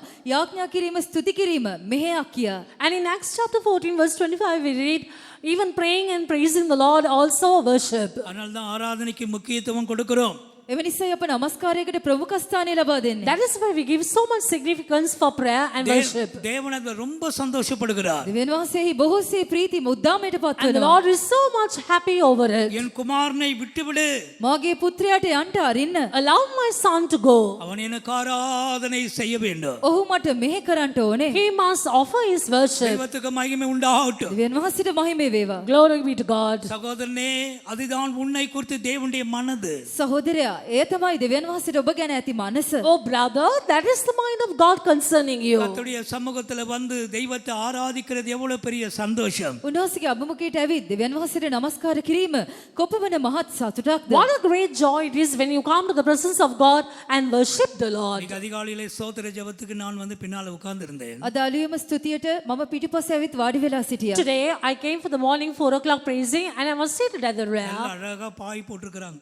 ලස්සනට පැදුරු දමා තිබුණා. And they spread the mat so beautifully. நூல் அடிச்ச மாதிரி பாட்டு புக் வச்சிருக்கிறாங்க.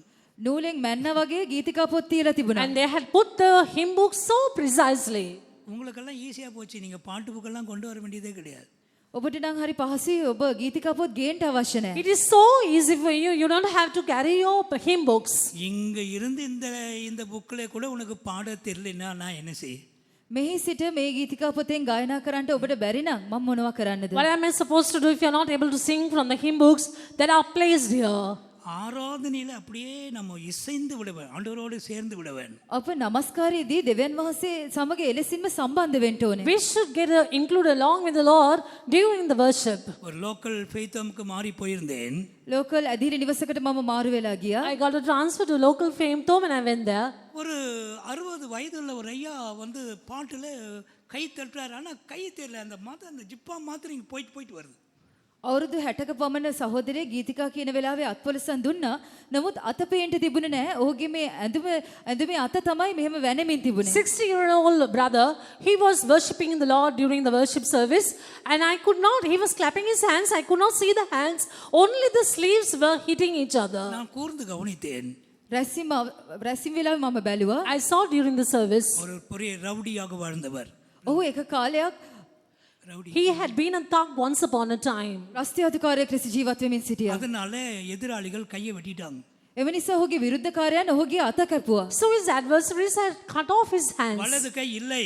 ඔහුට දකුණු අතක් නැහැ. He has no right hand. அதுக்கு ஒரு தான் ரட்சிக்கப்பட்டார். ඊට පසුව ඔහු ගැලවීම ලැබුවා. He got saved later. எங்களை மாதிரி இப்போ ஜிப்பாவும் பேசி தான் கட்டிட்டு இருக்கார். අපි වගේ මේ වගේ ඇඳුමක් තමයි ඔහු ඇඳගෙන ඉන්නේ. He wears a costume just like us. ஐயா அவருக்கு தட்டுவதற்கு கை இல்லை.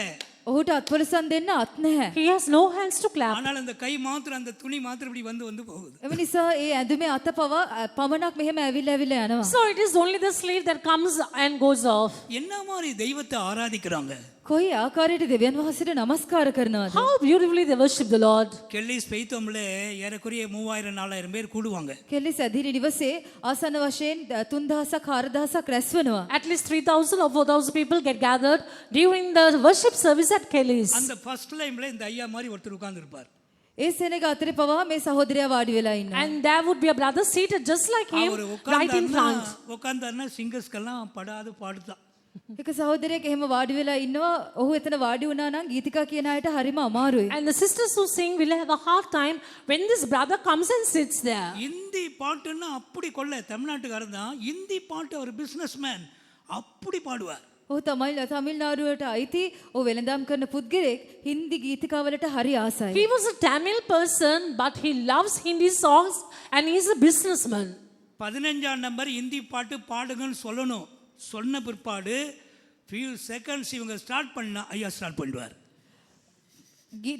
ගීතිකා අංක 15 හින්දි භාෂාවෙන් කී විගස තප්පර කිහිපයයි මොවුන් පටන් ගත්තේ නැතිනම් ඔහු පටන් ගන්නවා. If you will say Hindi hymn number 15, he'll wait for a few seconds. If the sisters will not start, he'll begin. ரொம்ப தொல்லை. හරි A කරදරයි. great pain. இவரை எங்கே விட்டா சரி வராது. ඔහුව මෙතන තිබ්බනම් හරියන්නේ නැහැ. It's not going to be all right if he's going to be left here. மெஸ்னைன் ஃப்ளோல இருக்கு மாடியில உட்கார்றது. ඒ ඉහලින් වාඩි වෙන්න ඉහළ තට්ටුවක් තිබෙනවා. So there's an upper floor where he can sit in the balcony.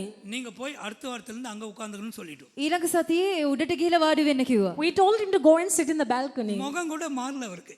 ඔහුගේ මුහුණවත් වෙනස් වුණේ නැහැ. Even his face did not இங்கேயாவது change. உட்கார்ந்து சைலண்டா இருந்தவர் அங்க முழங்கால நின்னுட்டு நிக்கிறார். මෙතන නිශ්චලව සිටි පුද්ගලයා එතන දන ගහගෙන ඉන්නවා. He was so silent here, but now on the balcony, he was kneeling down. நிறைய படிக்க வேண்டும். படிக்கணும் நிறைய நம்ம அவங்களால இருந்து படிக்க வேண்டும். අප ඔවුන්ගෙන් බොහෝ දේ ඉගෙන ගන්න තිබෙනවා. We have to learn a lot of things from such people. ஒரு நாள் ஒரு ஃபோன் கால் அந்த ஐயா மரிச்சு போயிட்டார். එක දවසක් දුරකථන ඇමතුමක් පැමුණුණා. ඒ සහෝදරයා මිය ගියා Once කියලා. there was a phone call and that brother has passed away. எனக்கு துக்கமாயிடுச்சு. මට විශාල දුකක් දැනුණා. I became greatly sorrowful. இப்படி குதூகலமா உற்சாகமா தெய்வத்தை ஆராதித்த மனுஷன் முடிச்சிட்டாரு ஓட்டத்தை. මෙපමණ උනන්දුවෙන් දෙවියන් වහන්සේට නමස්කාර කරපු මේ පුද්ගලයා ඔහුගේ දිවීම අවසන් කර තිබෙනවා. A man who worshipped the Lord with so much enthusiasm, how fast he has finished his race. அப்படி அடக்காரதை நான் தான் நடத்தினேன். ඔහුගේ භූමිදාන මෙහෙය මම තමයි සිදු I කළේ. am the one who conducted his funeral service. ஜனங்களை பார்த்து சொன்னேன், මම සෙනග දෙස බලා කීවා. I looked at the people and told them, இவர் ஒரு இடத்தை விட்டு போயிருக்கிறார். මොහු ස්ථානයක් අතහැර ගොස් තිබෙනවා. he has left a void and gone. அந்த இடத்தை யாரு நிரப்புவது? ඒ ස්ථානය කවුද දැන් පුරවන්නේ? Who will fill the void? தெய்வத்தை ஆராதிக்கிறதுல அவ்வளவு சந்தோஷமா இருந்தார். දෙවියන් වහන්සේට නමස්කාර කිරීම පිළිබඳව ඊතා ප්‍රීතියෙන් He සිටියා. was so much full of happiness when it came to worshipping the Lord. பரலோகத்துல நமக்கு என்னங்க வேலை? ස්වර්ගයේ අපිට කුමන වැඩක්ද තිබෙන්නේ? What work have we got in heaven? Rest in pizza? Is it resting in peace? නිදහසේ සැතපීමද? எல்லாம் சமாதானமா இளைப்பாரி ஆளுக்கு ஒரு ஓல்டேஜ் ஹோம் மாதிரி கட்டில் போட்டு தூங்கிட்டு இருப்போமா? සියලු දෙනාම සාමකාමීව නිවාඩුවේ මහලු නිවාසයක් වගේ ඉන්න පුළුවන්ද? Do you think there will be an elders home there where you will rest and live peacefully? நித்திய இளைப்பாறுதலுக்குள்ளே போய் விட்டார். அவள் தான் இனி பாட்டும் கிடையாது ஒண்ணும் கிடையாது. போய் கட்டில் போட்டு தூங்க வேண்டியதுதான். සදාකාල அப்படி நினைக்கிறவங்க சத்தமா ஒரு அல்லேலூயா சொல்லுங்க. සදාකාල නිවාඩුවක් කියන විට මින් මත්තට කිසි දෙයක් කරන්න අවශ්‍ය නැහැ. අපිට හොඳට ඇඳක් දාලා නිදා ගන්න පුළුවන්. මෙහෙම හිතන අය හලෙලුයා කියන්න. It is an eternal rest. You have to just go and sleep there and have a good rest. Those who believe this, shout a hallelujah. ஒரே ஒரு ஆளுக்கு தான். அதுக்கு தான் கவனமா கேட்கணும்னு சொல்லுது. ඒක තමයි පරිස්සමෙන් අහන්න කියන්නේ. That's why we tell you to listen to us very நான் என்ன carefully. சொல்றேன், මම කුමක්ද What කියන්නේ? did I say? பரலோகம் அப்படித்தான் இருக்குன்னா நிச்சயமா எனக்கு அந்த பரலோகம் வேண்டாம். ස්වර්ගයේ එහෙමනම් තියෙන්නේ කවදාවත් මට එම ස්වර්ගය එපා. If heaven is going to be like that, I don't want that heaven. அங்க ராக்காலமே இல்லையே, எங்க போய் படுக்கிறது? ඒ රාත්‍රී කාලයක්ම නෑ. එහෙනම් කොහෙ ගිහිල්ලා There නිදාගන්නද? is no darkness there. When do we go and sleep there? எப்போதும் பாடல் சத்தம்தான். නිතරම ஆமென். නිතරම ඒ ස්ථානයේ ගීතිකා හඬ තමයි It තිබෙන්නේ. is always the sound of singing there. சேனைகளின் கர்த்தர் பரிசுத்தர் பரிசுத்தர் என்று ஆராதித்துக் கொண்டே இருப்போம். සේනාවල ස්වාමින් වහන්සේ ශුද්ධයි ශුද්ධයි කියා නමස්කාර කරමින්ම සිටිනවා. And we will praise the Lord, worship the Lord without ceasing, saying, Holy is the Lord of hosts. எனவே தேவனுடைய பிள்ளையே, தேவனுடைய மனது என்ன? කෙසේ හෝ දෙවියන් වහන්සේගේ දරුව දෙවියන් වහන්සේගේ මනස කුමක්ද? So, child of God, what is the mind of God concerning you? நானும் சில இடங்கள்ல பார்த்திருக்கிறேன். මමත් ඇතම් ස්ථානවල දැක I've තිබෙනවා. also observed this in certain places. Night 2 மணிக்கு ஒரு சின்ன ஆராதனைன்னா அதுக்கும் ஒரு 50 பேர் கண்டிப்பா வருங்க. அது இங்க உட்கார்ந்திருக்க ஒரு குரூப் அப்படி. රාත්‍රියේ 2ට நைட்டு 2 மணிக்கு ஒரு ஸ்பெஷல் ஜெபம் இருக்குன்னா ஓகே பாஸ்டர் வந்துறேன் பைபிள் தூக்கிட்டு வர பார்ட்டிகள் இங்க இருக்கு. රාත්‍රියේ 2ට විශේෂ යාඥාවක් තියෙනවා කිව්වනම් බයිබල් උස්සන්ගෙන ඒ වගේ කණ්ඩායමකුත් සිටිනවා. If I will say there's a meeting or service, even at 2 o'clock early in the morning, there'll be at least 50 people who will get gathered. அவர்கள் தேவனுடைய பாதத்திலே உட்கார்ந்து சுவைத்தவர்கள். ඔවුන් දෙවියන් වහන්සේගේ පාමුල වාඩි වී ඔවුන්ට පහසුවක්ව තිබෙනවා. They are the people who have sat in the presence of God and have tasted of the Lord. நமக்கு ஒரு பாஸ்டர் இருந்தாரு. අපිට පාස්තිතුමෙක් සිටියා. We had a pastor நல்லா பாட்டு கட்டுறவரு. හොඳට ගීතිකා රචනා කරන කෙනෙක්. and he could compose songs very well. நிறைய கன்னட பாட்டு அவர் கட்டினார். He composed a lot of Kannada බොහෝ songs. කන්නඩා ගීතිකා ඔහු සෑදුවා. ரெண்டு பேரும் சேர்ந்து இந்த கன்னட பாட்டு கம்போஸ் பண்ணும்போது நைட்டெல்லாம் சில பாட்டு டியூன் வரும், அதை உட்காந்து கம்போஸ் பண்ணிக்கிட்டே இருப்போம். දෙදෙනාම එකතු වෙලා රාත්‍රී පුරාවට මේ වගේ කන්නඩා ගීතිකා සාධන රචනා කරනවා. මෙසේ අප බොහෝ තාල පැමිණෙනවා. When ඒවා bo- අදමින්ම සිටිනවා. When both of us would compose songs, sometimes it will be late in the night and early morning, and we will sit and compose songs and put in so many tunes. இந்த வருஷம் பரலோக யாத்திரை அவர் கட்டின பாட்டு. මේ වර්ෂයේ දමිළ ගීතිකාව ඔහු සෑදුවා. The Tamil song Parloga Yatra is composed by him. ஒரு நைட் சொல்றாரு அவரு, ஒரு එක රාත්‍රියක් ඔහු කීවා One night he told, தம்பி நான் பாடி பாடியே சாகணும் தம்பி. මම ගීතිකා කර කරම මැරෙන්න ඕනේ කිව්වා. he said, I should keep on singing and then body die. பாடியே நான் சாக வேண்டும். ගීතිකා කර කරම මම මැරෙන්න I ඕනේ. should die even as I compose songs. ஒரு நாள் ஒரு சொப்பனம் கண்டு இப்படி சொல்றாரு, එක දවසක ඔහු සිහිනයක් දැක මෙලෙස He කිව්වා. saw a dream one day and said like this, தம்பி நம்ம கம்போஸ் பண்ற பாடல்கள் தூதர்கள் பாடுறாங்க தம்பின்றார். මල්ලි අප රචනා කර ගීතිකා දේව දූතයන් ගායනා කරනවා කියලා කිව්වා. he said the songs we compose are sung by the angels. இங்க பாடவே தெரியாத ஆட்களை கொண்டு போய் பரலோகத்துல விட்டா என்ன ஆகுமோ தெரியாது. මේ ස්ථානයේ ගායනා කරන්නට දන්නේ නැති සෙනගව ස්වර්ගයට යවුවනම් මොනවා වෙයිද දන්නේ නැහැ. But I don't know what will happen if we will send people who do not even sing the songs up to heaven. சந்தோஷத்தோடு தெய்வத்தை ஆராதிப்போமாக. ප්‍රීතියෙන් අපගේ දෙවියන් වහන්සේට අපි නමස්කාර Let කරමු. us worship our God with much அதுதான் rejoicing. நம்முடைய அழைப்பு. ඒ තමයි අපගේ කැඳවීම. That is our calling. எகிப்தில் ஆராதனை இல்லை. මිසරයේ නමස්කාරයක් නොමැත. There is no worship in Egypt. Lockdown நாட்கள்ல நான் மதுரை சென்டர்ல இருந்தேன். லாக்டவுன் டைம்ல ලොක්ඩවුන් කාලේ මම මදුරයි මධ්‍යස්ථ ඇදිරි නිවසේ සිටියා. I was in the Madurai center during the lockdown days. நமக்கும் ஜனத்துக்கும் கம்யூனிகேஷன் நான் மாத்திரம் ஒரு சேர் போட்டு வெளியே உட்கார்ந்துருப்பேன். අපටත් සෙනගටත් අතරේ ඒ කතා කරන්න තිබුණේ මම විතරයි මැද සිටියේ පුටුවක් දමා මා වාඩි වෙලා There සිටියා. was no only communication on the phone, and I used to have a chair outside and be seated. கதவு கேட் போட்டப்பட்டிருக்கும். ගේට්ටුව වසා තිබෙනවා. And the gate would be closed. Government order இப்போது ஆராதனை இல்லை என்று எழுதி போடுங்கன்னு சொல்லிட்டாங்க. රජයෙන් දැන් නමස්කාරය දේව මෙහෙය නැහැ කියා ලියා දමන්න කියලා කිව්වා. We got the order from the government that we should put the notice there is no service. ஒரு சிஸ்டர் போன் பண்றாங்க, கதவை திறங்க பாஸ்டர். එක සහෝදරයක් ෆෝන් කරලා පාස්ටර් දොර අරින්න කිව්වා. One sister called us and said, open the gate, pastor. பைத்தியம் பிடிக்கிற மாதிரி இருக்கு பாஸ்டர். පිස්සු හැදෙනවා වගේ තියෙනවා. It looks like we will go insane. கர்த்தருக்கு மகிமை உண்டாகட்டும். ස්වාමීන් වහන්සේට මහිමේ වේවා. Glory be to God. ஆராதனை நம்மோடு இணைக்கப்பட்ட ஒன்று. නමස්කාරය අප සමග සමැදි දෙයක්. Worship is something that is included along with us. ஒரு சின்ன ஒரு கோரஸ் பாடுங்களேன், கைகளை தட்டி பாடுவோம். ஏதோ ஒரு சின்ன கோரஸ் ஸ்டார்ட் பண்ணுங்க Let பாருங்க. us sing a chorus අප now. කුඩා ගීතිකාවක් ගායනා කරමු. அன்பு கூறுவேன் இன்னதிர்வாய் ஆராதிப்பேன்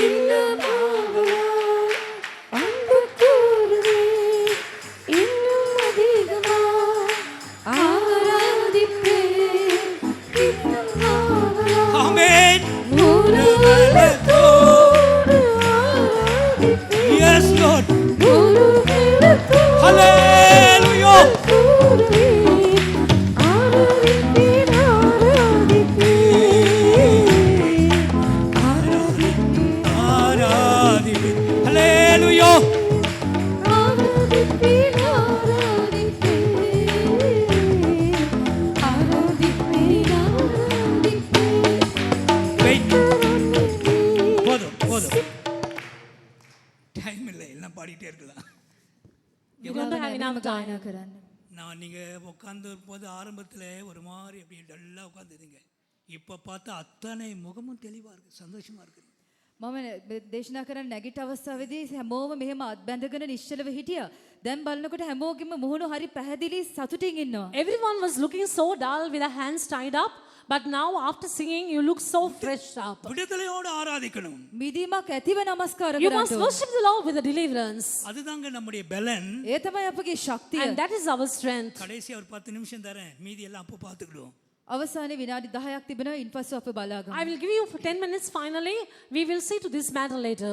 நான்காவதாக හතරවනුව Fourth point. 5ஆம் அதிகாரம் 1ஆம் வசனம். පස්වන පරිච්ඡේදයේ පළමුවන පදය. Chapter 5 verse 4. பின்பு மோசேயும் ஆரோனும் பார்வோனிடத்தில் போய் இஸ்ரவேலின் தேவனாகிய கர்த்தர் வனாந்தரத்திலே எனக்கு பண்டிகை கொண்டாடும்படி என் ஜனங்களை போக விட வேண்டும் என்று சொல்லுகிறார் என்றார்கள். வனாந்தரத்திலே என் ஜனங்கள் எனக்கு பண்டிகைகளை ஆசரிக்க வேண்டும். වනාන්තරයේ මගේ සෙනග මට මංගල්‍යයන් පවත්වන්න ඕනේ. My people should worship me in the wilderness. என் ஜனத்தினை விடு. මාගේ සෙනගව යන්ට අරින්න. Allow my people to go. நம்முடைய தேவனுடைய மனது என்ன? අපගේ දෙවියන් වහන්සේගේ මනස කුමක්ද? What is the mind of God concerning us? தெய்வத்திற்கு பண்டிகையை நீ ஆசரிக்க வேண்டும். දෙවියන් වහන්සේට අප මංගල්‍ය පවත්වන්න ඕනේ. We must keep a sacrifice for the Lord. கர்த்தருக்கு மகிமை உண்டாகட்டும். ස්වාමීන් වහන්සේට මහිමේ වේවා. Glory be to God. Levi ராகமம் 23ஆம் அதிகாரத்திலே ලෙවි කතාව 23 වන පරිච්ඡේදයේ Leviticus chapter 23. முதல் 3 வசனங்கள் ஓய்வு நாள் பண்டிகை. පළවෙනි පද තුන ඒ සබත් දවස මංගල්‍යය. It was the feast of the Sabbath in the first 3 verses. ஓய்வு நாளை பரிசுத்தமாய் ஆசரிக்க நினைப்பாயாக. සබත් දවස ශුද්ධව පවත්වන්නට සිතාපල්ලා. Remember to keep the Sabbath holy. பாவத்தை விட்டு ஓய்ந்து வாழ்வதுதான் ஓய்வு நாள் பண்டிகை. පාපේ අතහැර නිවාඩුවෙන් කාලය ගෙවීමයි මේ සබත් දවසේ මංගල්‍යය. Getting a deliverance over sin is keeping the feast of the Sabbath. கர்த்தருக்கு மகிமை உண்டாகட்டும். ස්වාමීන් වහන්සේට මහිමේ වේවා. Glory be to God. அதே லேவி ராகமம் 23:5 ලෙවි කතාව 23:5 Leviticus chapter 23 verse 3. பஸ்கா பண்டிகை. පාස්කු මංගල්‍යය. Feast of the Passover. நமக்காக இயேசு சிலுவையிலே மரித்ததை நினைத்து நினைத்து வாழ்வது. අප උදෙසා යේසුස් වහන්සේ කුරුසියේ මැරීම ගැන සිහි කරමින් ජීවත් වීම. Keep on remembering as to how Jesus died there on the cross of Calvary and living our lives. Levi ராகமம் 23ஆம் அதிகாரம் ලෙවි කතාව 23 වන පරිච්ඡේදයේ Leviticus chapter 23 6 லிருந்து 8 மட்டுமுள்ள வசனங்களிலே 6 වන පදයේ සිට 8 වන පදයේ දක්වා from verse 6 to 8. புளிப்பில்லாத அப்ப பண்டிகை. මුහුන් නොදෙමු රොටි මංගල්‍යය. The feast of the unleavened bread. துர்க்குணம் பொல்லாப்பு என்ற புளிப்பு வரவே கூடாது. දුෂ්ටකම නපුරුකම නැමැති ඒ මුහුන් පැමිණෙන්නම හොඳ නැහැ. We should not allow leaven called malice and wickedness to enter into our எனவே lives. புளிப்பில்லாத அப்ப பண்டிகை, குற்றமில்லாத பரிசுத்தமான வாழ்க்கை வாழுங்கள், அது ஒரு பண்டிகை. මුහුන් නොදෙමු රොටි මංගල්‍ය ඔබ පවත්වන්න. නොකෙලල් නිදොස් ශුද්ධ ජීවිතයක් ගත කරන්න. ඒ මංගල්‍යයක්ව තිබෙනවා. Keep the feast of the unleavened bread with simplicity and keep away from malice and wickedness. லேவியராகமம் 23ஆம் அதிகாரத்திலே ලෙවි කතාව 23 වන පරිච්ඡේදයේ Leviticus chapter 23 9ஆம் வசனத்திலிருந்து படித்தால் பெந்தைக்கோஸ்தே பண்டிகை. 9 වන පදයේ සිට කියවන විට පෙන්තකොස්ත දවසේ පූජාව කියා තිබෙනවා. from verse 9 onwards is the feast of Pentecost. அறுப்பு கால பண்டிகை. ඒ කපන කාලයේ මංගල්‍යය. Feast of harvest. இது பரிசுத்தாவினால் நிரப்பப்பட்ட வாழ்க்கை. මේ ශුද්ධාත්මයෙන් පුරවනු ලැබුණා වූ ජීවිතයක්. This signifies a life full of the Holy Spirit. எக்காலங்களின் பண்டிகை. හොරණෑ මංගල්‍යය. Feast of the trumpets. பாவ நிவர்த்தி செய்கிற பண்டிகை. පාප ශාන්තිකර මංගල්‍යය. கூடார பண்டிகை. කූඩාරම් And the මංගල්‍යය. feast of the booths. கர்த்தருக்கு ஸ்தோத்திரம். ස්වාමීන් වහන්සේට ස්තුති වේවා. Praise Feast of be to God. Tabernacle, கூடார பண்டிகை. කූඩාර මංගල්‍යය. The feast of the booths. கர்த்தருக்கு மகிமை உண்டாகட்டும். ස්වාමීන් වහන්සේට මහිමේ වේවා. Glory be to God. எப்போதும் பண்டிகை தான். නිතරම මංගල්‍යයක් තමයි. It's always a feast. தெய்வத்துக்கு ஸ்தோத்திரம். දෙවියන් වහන්සේට ස්තුති වේවා. Praise be to God. சந்தோஷமா இருக்கும், டெய்லி சந்தோஷம்தான். සතුට නම් දිනපතා සතුටක් තමයි. It's a joy always, every day. ஏதோ ஒரு பண்டிகை வரும், கிறிஸ்மஸ் வரும், அப்புறம் ஈஸ்டர் வரும், காத்துக்க வேண்டியதில்லை. டெய்லி எங்கள் வீட்டில் பண்டிகை தான். ஒரு அலையிலையா சொல்லுங்க பார்க்கலாம். යම් කිසි මංගල්‍යයක් උදෙසා බලා සිටිනවා නොවේ. නත්තල් වෙනකම් පාස්කු වෙනසම් බලා සිටිනවා නොවේ. අපේ ගෙදර හැමදාම මංගල්‍යයක් කියන අය හලෙලුයා It කියන්නේ. is a feast which you celebrate every day, not like feast of called Christmas or Easter. But those who say it's a feast you celebrate every day, Amen. shout a hallelujah. கர்த்தருக்குள் மகிழ்ச்சியா இருக்கிறதே உங்களுக்கு பலன். ස්වාමීන් වහන්සේ තුළ ප්‍රීතියෙන් සිටීම ඔබගේ For ශක්තියයි. the joy of the Lord is your strength. நாம் பண்டிகையை ஆசரிக்கிறதான நகரம் අප මංගල්‍ය පවත්වන්නා වූ නුවරක්. We are a land celebrating feast. சீயோன் பண்டிகையை ஆசரிக்கிற நகரம். සියොන් මංගල්‍ය පවත්වන්නා වූ නුවරක්. Zion which keeps the feast. பண்டிகை என்றாலே சந்தோஷம் தானே. මංගල්‍යයක් කියන විටම ඒ අපට සතුටක්. And it's such a great joy when you speak about feast. என் ஜனத்தை அனுப்பிவிடு. මාගේ සෙනගට යන්ට හරින්න. Allow my people to go. என் ஜனங்கள் எனக்கு ஆராதனை செய்ய வேண்டும். මාගේ සෙනග මට මෙහෙ කරන්නට ඕනේ. My people should worship me. அவர்கள் பண்டிகையை ஆசரிக்க வேண்டும். ඔවුන් මංගල්‍ය පවත්වන්නට ඕනේ. They should keep the feast. கர்த்தருக்கு மகிமை உண்டாகட்டும். ස්වාමීන් වහන්සේට මහිමේ වේවා. Glory be to God. 10ஆம் அதிகாரம் 9ஆம் வசனத்தை படியுங்கள். 10 වන පරිච්ඡේදයේ 9 වන පදේ කියවන්න. Let's turn to chapter 10 and read verse 9. அதற்கு மோசே எங்கள் இளைஞரோடும் எங்கள் முதியோரோடும் எங்கள் குமாரரோடும் எங்கள் குமாரத்திகளோடும் எங்கள் ஆடுகளையும் எங்கள் மாடுகளையும் கூட்டிக் கொண்டு போவோம், நாங்கள் கர்த்தருக்கு பண்டிகை கொண்டாட வேண்டும் என்றான். கர்த்தருக்கு ஸ்தோத்திரம். ස්වාමීන් වහන්සේට ස්තුති වේවා. Praise be to God. பார்வன் கேட்கிறா, அப்படின்னா யார் யார் போக போறீங்க? දැන් පාරාව අසනවා. දැන් කවුද යන්නේ කියා. Pharaoh is asking who are the people who are going now. மோசே ஒரு லிஸ்டே சொல்றார், இவங்க எல்லாம் போய் பண்டிகை ஆசரிக்க வேண்டும். මෝසෙස් ලැයිස්තුවක්ම පවසනවා මේ සියලු දෙනාම ගොස් මංගල්‍ය පවත්වන්නට ඕනේ කියලා. Moses is reading out a list and he says all these people have to go and offer the feast. நான் ஒரு கேள்வி கேட்கிறேன். මම ප්‍රශ්නයක් අහන්නම්. I'll ask you a question. இந்த லிஸ்ட்ல ஃபர்ஸ்ட்ல நிக்கிறது யார்? பார்த்து கூட சொல்லுங்க. මේ ලැයිස්තුවේ පළවෙනියටම ඉන්නේ කවුද කියලා බලලා කියන්න. Who is the first in the list? இப்படி சொன்னா எனக்கு எப்படி கேட்கும்? இன்னும் ஒரு முறை கூட படிங்க சிஸ்டர் அந்த வசனத்தை. Read that verse once again. அதற்கு மோசே எங்கள் இளைஞரோடும் ஃபர்ஸ்ட் யாரு? පළවෙනියට කවුද? Who are the young people? இங்க இளைஞர்கள்லாம் கொஞ்சம் கை தூக்குங்களேன் பார்க்கலாம். මේ ස්ථානයේ ඉන්න තරුණයන් අතොසවන All බලන්න. the young